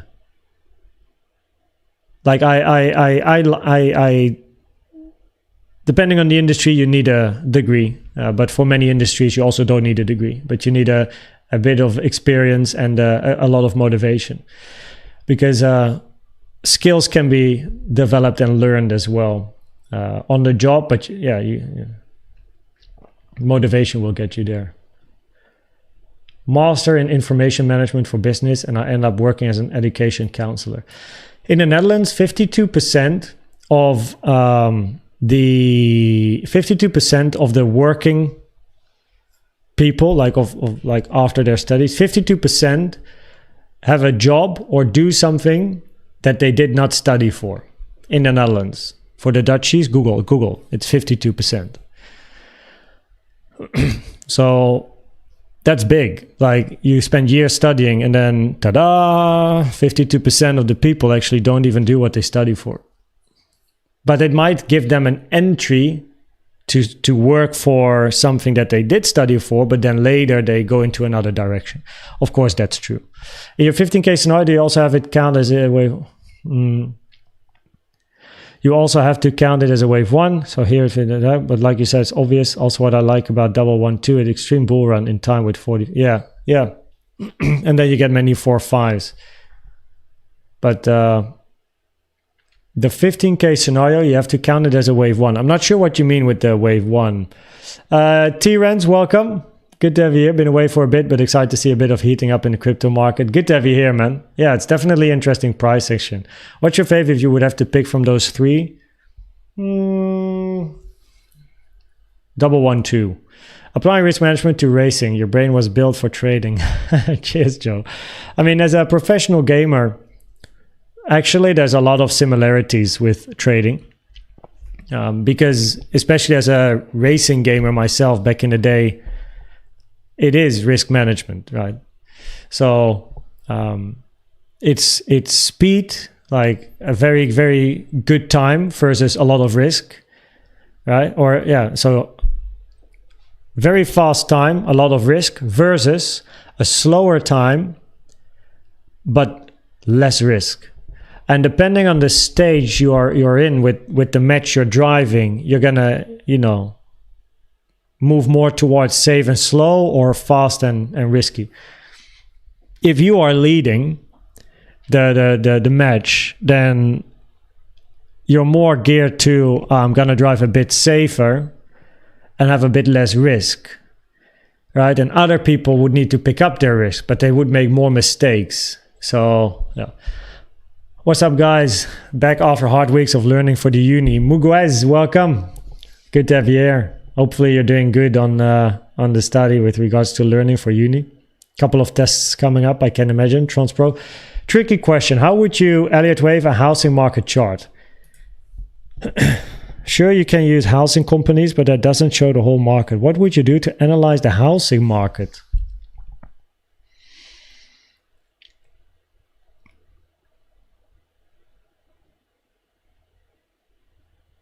That's a very good question.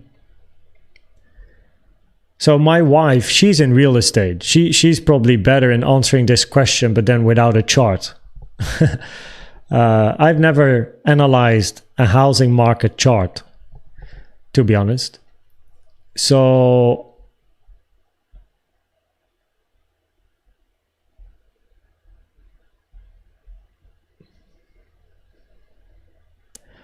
give me a chart and I count it. That's pretty much the answer, really.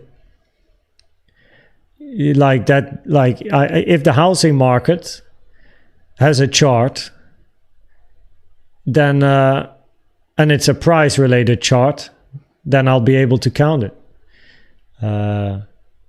So yeah, it won't change Elliott waves.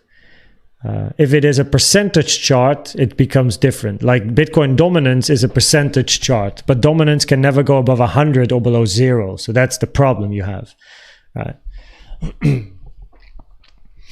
But a housing market, yeah, just give me a chart and I'll be able to count it. Also for each country, I think, like, unless every country has its own chart, you gotta just look at the more like fundamental base of the housing market and the 18-year cycle and that sort of stuff. Yeah.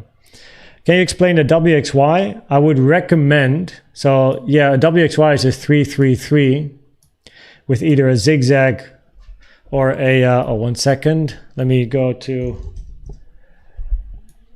with either a zigzag or flat in W or a zigzag flat triangle in wave Y. X can be any corrective structure.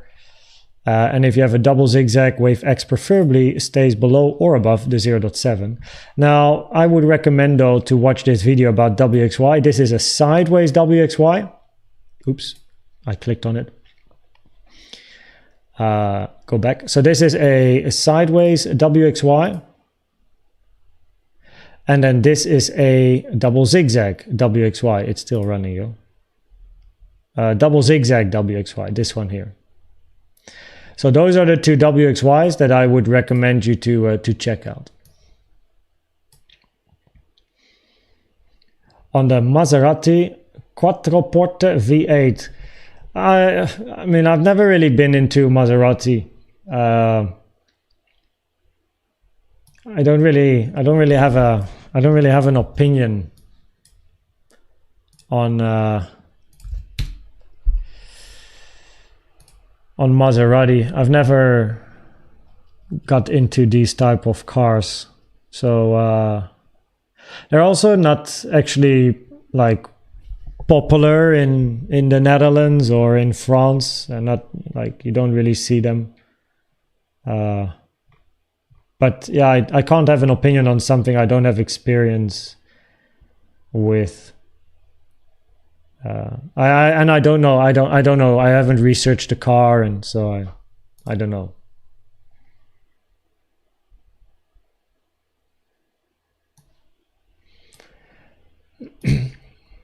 Castlemania, which looks the easiest to get a clean run on. I got bronze. Let's go, Yoshi, man. Just keep going. Silver is around the corner, you know. If I'm already risking max 1% loss in a trade, how do you suggest adding to your position on retracements? Find a new setup.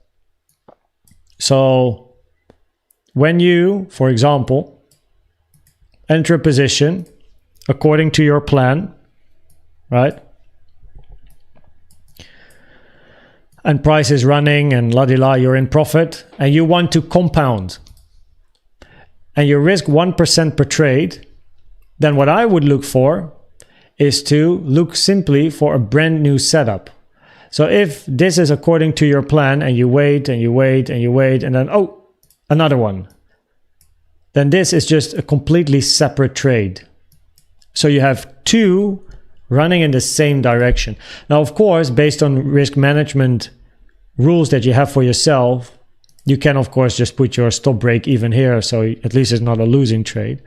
But every new setup in the same direction for me, or like the way I do it, is when I compound, it has to be a separate setup by itself. And then I just enter, because it's a setup. It's according to my plan. It's according to my data. That's the way I do it. So I don't compound just because I want to compound. I need to check all the boxes again and just look for a new setup. And then when a setup appears, I'll just take it.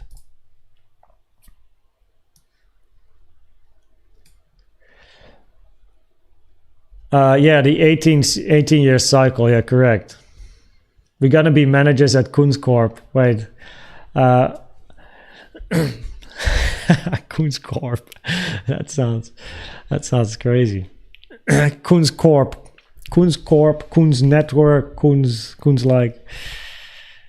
like I am working on a 10-year plan, and there's definitely multiple verticals I'm thinking about, as well as like an app and stuff to like to bring everything together and have like the, I don't know, like a net, like Koens does this and this. We have different things helping out people there and then and this and that. And then in an app, you can put it, like bring it all together. But Koenzkorp sounds too businessy. I guess Koens Network.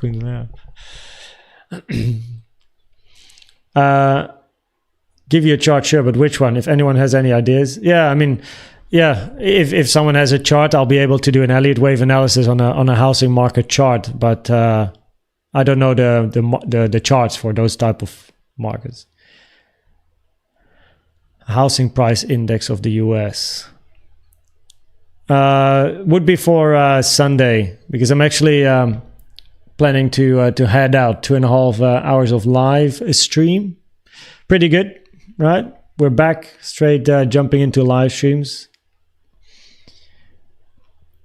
Every year there are some people calling housing market to top. I gave up on it. Cheers, Jove. So maybe on Sunday. Like the thing, of course, with altcoin streams is if you do a vote, it generally like the top coins appear at the top. But if you ask people in chat, like, oh, just mention something and I'll analyze it, I get like 50 different answers and it becomes tricky. So I need some sort of a vote. Like ICP hasn't really been covered for a very long time, has to be said though. Like ICP is that's been a long time.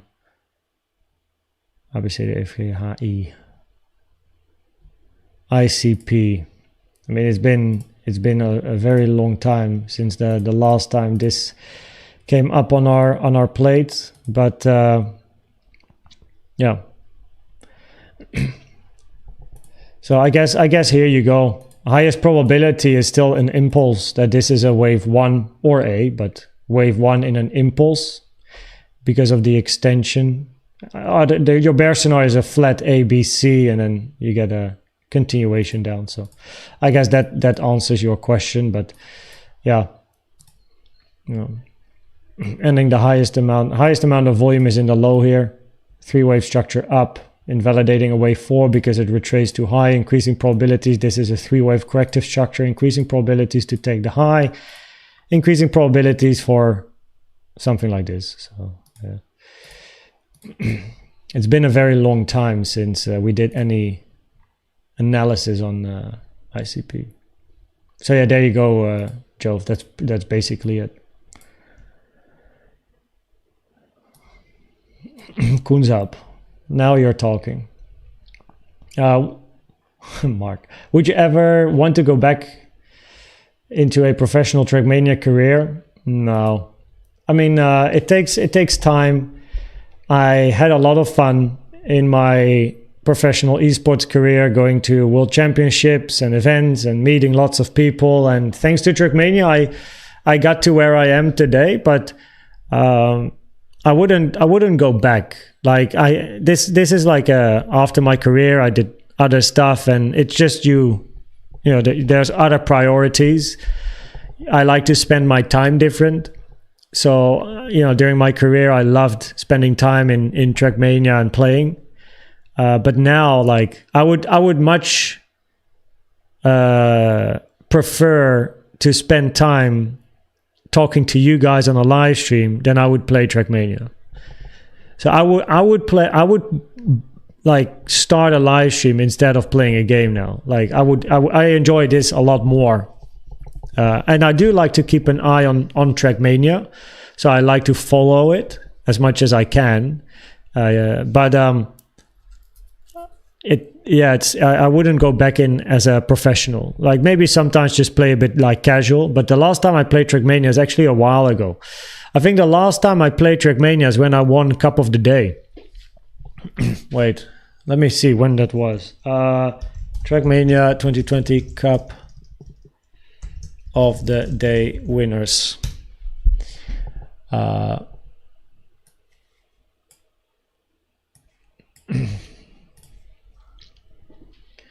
I guess we go to... This is September. This is the tracks of the... Oh, okay, nice. Ranked Royal Track of the Day. Really? Is this all I get? I want to see a list, guys. Where's Trackmania IO? Maybe this one here. September. Oh, man, I would need to go. Track of the Day, Cup of the Day. Okay, here we go. Okay.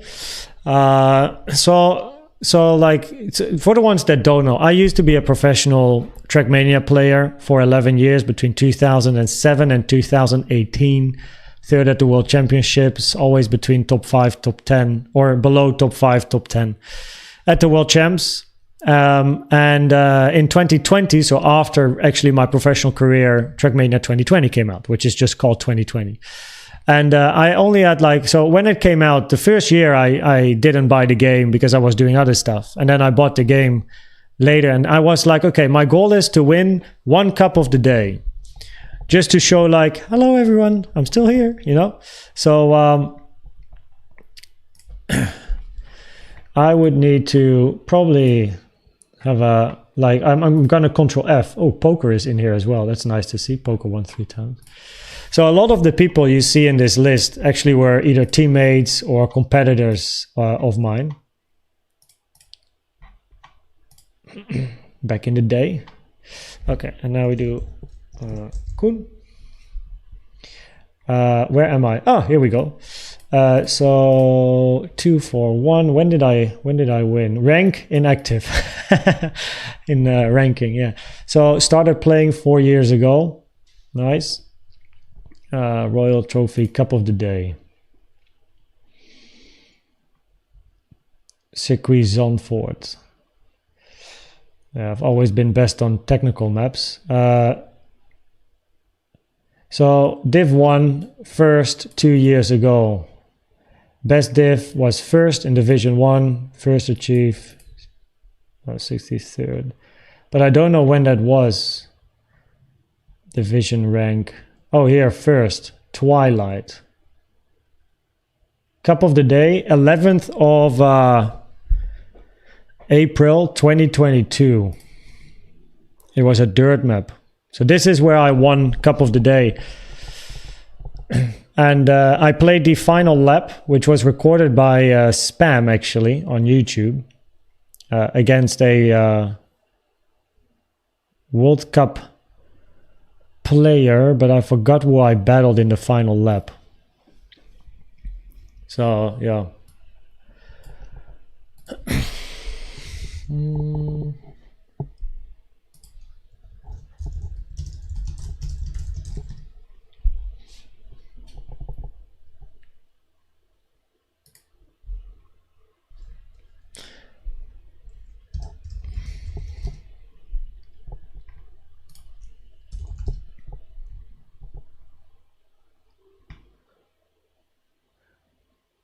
Let's see. Twilight, Koen's Cup of the Day win. Can I find anything about it?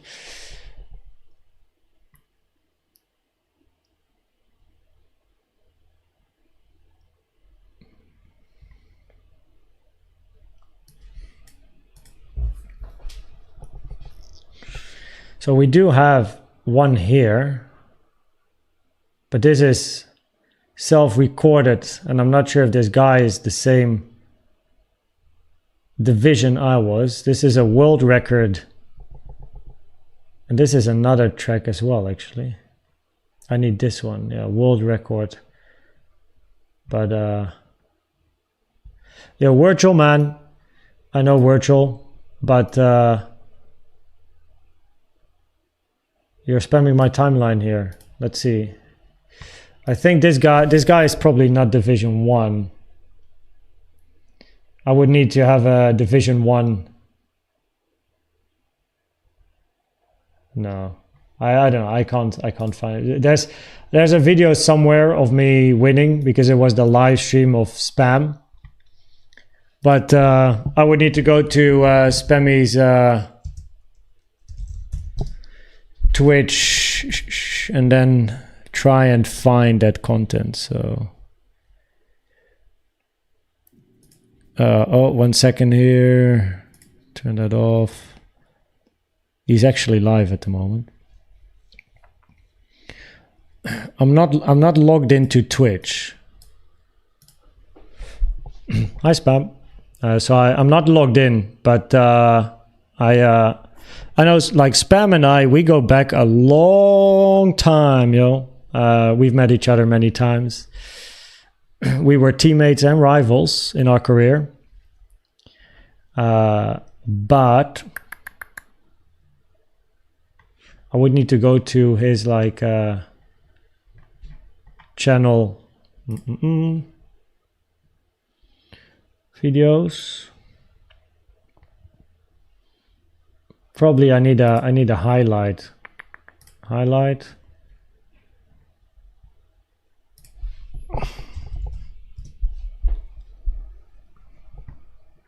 Typ om categorieën te zoeken. It's all in Dutch, man. Oh, look for, yeah, I mean, of course, I'm not a category. I can't filter on names, can I? Date, popular. I mean, my win is definitely not the most popular. But I would need to find like my win somewhere. No, I don't know. It's somewhere on his channel. So yeah, Spam, great guy, by the way. If you like Trackmania, make sure to drop him a follow. Ashley, my wife is here. Uncle Kuni, you have your youngest subscriber watching you right now. Yo, Finley, I'm not sure. Wait, is she still watching? Hello,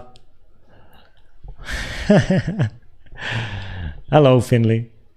Good to have you here. The youngest subscriber watching together with my wife. Cheers, Jeff. Really, fire in the shoulder. Yeah, cheers, Jeff. And maybe we can like do a daily one during the Sunday live stream. Wait, Mark. Yes, exactly. He's okay for now and helping out neighbors. Damn, man, like all the hurricanes that maybe a mandate has to deal with. It's insane. How was Barcelona for you? Ashley was in France working on her business.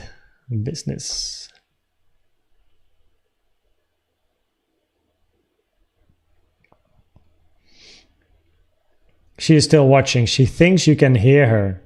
Oh, for real? Okay, Finley, if you put the mic to the sound of your laptop. I can't see Finley, but Finley, by the way, is, I mean, I guess I'm not like, we're married, so family, so I guess she is my niece in a way. But Finley, play a game, right? And now Finley will be listening, and then I say 3, 2, 1, boo. And it sounds ridiculous, but what she does, and probably does again, is the 3-year-old Finley is, when you do this, like she just goes, like energy kicks in and she jumps or she crawls or she runs or she whatever. And I can't see because my wife is in another room, probably video calling with Finley and her sister and whatnot. So Yeah, anyway. Do you think Nano, she is so happy. Nice. Little Finley.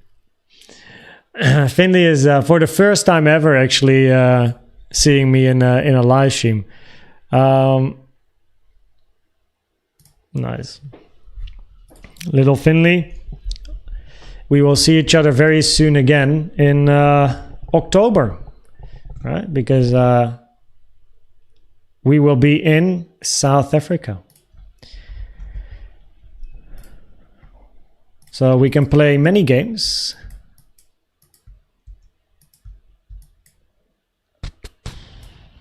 Wow, is this the chart, Joe? I mean, overlap, 3 overlap.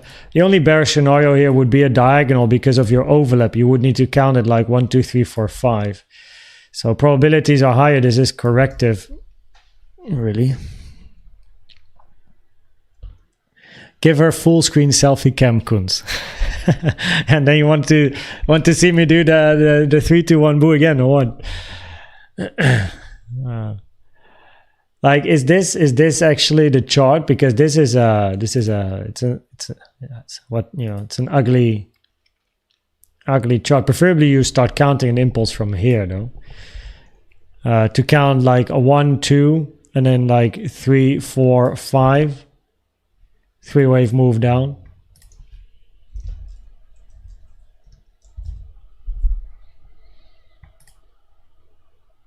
Yeah, it's the same. Yeah, so I mean, what to say, probability is higher. You have a corrective structure down.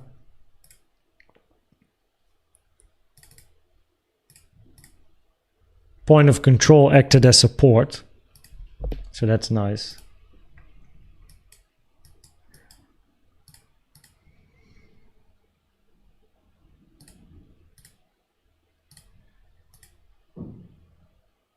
$618 touched.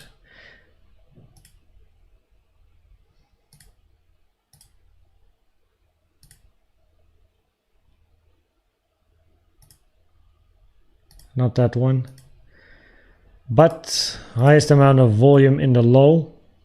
So if we want to count an impulse, we want this to be a 3. So yeah, probabilities are higher. This is corrective. All of this. Which increases probabilities to still look for $2 basically on the high time frame. Even if I actually forgot to have a quick, can I control Z this or not? Can I go back? Yeah, of course. You almost took out the low. You do have an 886 touch here, right? Like on a daily 1, 2. You can count, of course, 1, 2, 3, 4, 5. So there's definitely impulsive potential. 886 touch, not too great. So yeah, having a little bit of local strength would be good to see before really becoming bullish. But this is a very clear support resistance area, so that's what I would look for. And then past support resistance, retest and go. It would be nice. Okay, everyone. We've done some Elliott wave analysis on the chart, also some live analysis on the chart earlier at the beginning of the stream, updating my chart and counts, and some more bullish CVD here. Also local bearish, by the way. So yeah, we are just hovering against resistance for a bit. But yeah, make sure to check out the summary of the analysis, I suppose, at 1 hour 8. That's where it started if you're interested. At the very beginning of the live stream, I explained what happened the last 2 days. After the live stream now, I'm gonna upload on Instagram some stories and probably do a post later on what happened the past 2 days. I didn't have the Wi-Fi to upload stuff from Barcelona, but I made pictures and I got videos, so I will make sure to put them on Instagram. If you are interested in following Instagram, please only go through the links in the description or the social media channel in Discord, because there are scammers. It's an industry problem. Any creator on YouTube in this industry has like 100 scam accounts pretty much everywhere. So only follow the stuff in the description. Do not reply to any DMs that you receive like period. Not in Discord, not on Instagram, not on Twitter, not on TikTok, not on whatever, right? Whatever platform. Because if I do not write you personally first or tag you in the business or in the public groups or in the public Telegram or the public Discord, I tag you and I say I write you a DM, it's a scammer. I will never try to sell you shit or get you to do shit or register at this like random some type of like whatever platform or like all that stuff, right? Like, no, right? So I will not write you a DM and try and do something, right? Like whatever. That's scam. It's 100% scam. Do not get scammed, right? It's a big industry problem. So please be safe. So the only social media channels I have are in the description. The little niece is watching, that's true. So I will upload stuff there if you're interested. I'm actually quite active on Instagram, but the last 2 days not because of the Wi-Fi. So yeah, thanks for being here. Tonight will be an update, so a normal update. Now the weekend is coming, so we could expect, as in general, a weekend range to form. Currently a bit of resistance. If we do pass the current resistance here, at 66.4, then pretty much 68.3 is up next. So yeah, Shirley, welcome. Rewinding chat for have a great day. Thanks, Shirley, welcome, and thanks for watching the VOD now because I'm gonna go. So yeah, thanks everyone for being here, and I will make sure to see you later again. That you're taking a Mate Cypher. Thanks for dropping that message. Yeah, I'm not an artist, Joe. I can make nice Elliott wave counts, but I'm not a drawing type of guy. So on Sunday we have altcoin stream. Let's see what the chart is going to give us. Tonight will be a normal update. The weekend is always random with regards to content because I always have other stuff that I do on the weekend as well. Experiences, time with the wifey, being out and about. But let's see what happens. If anything interesting happens, I'll make sure to be live on Saturday. If not, then Sunday altcoin stream is going to be the stream. And then we always analyze Bitcoin on Sunday in the beginning of that stream as well. So, okay. Thanks everyone, and I'm gonna see you very soon again.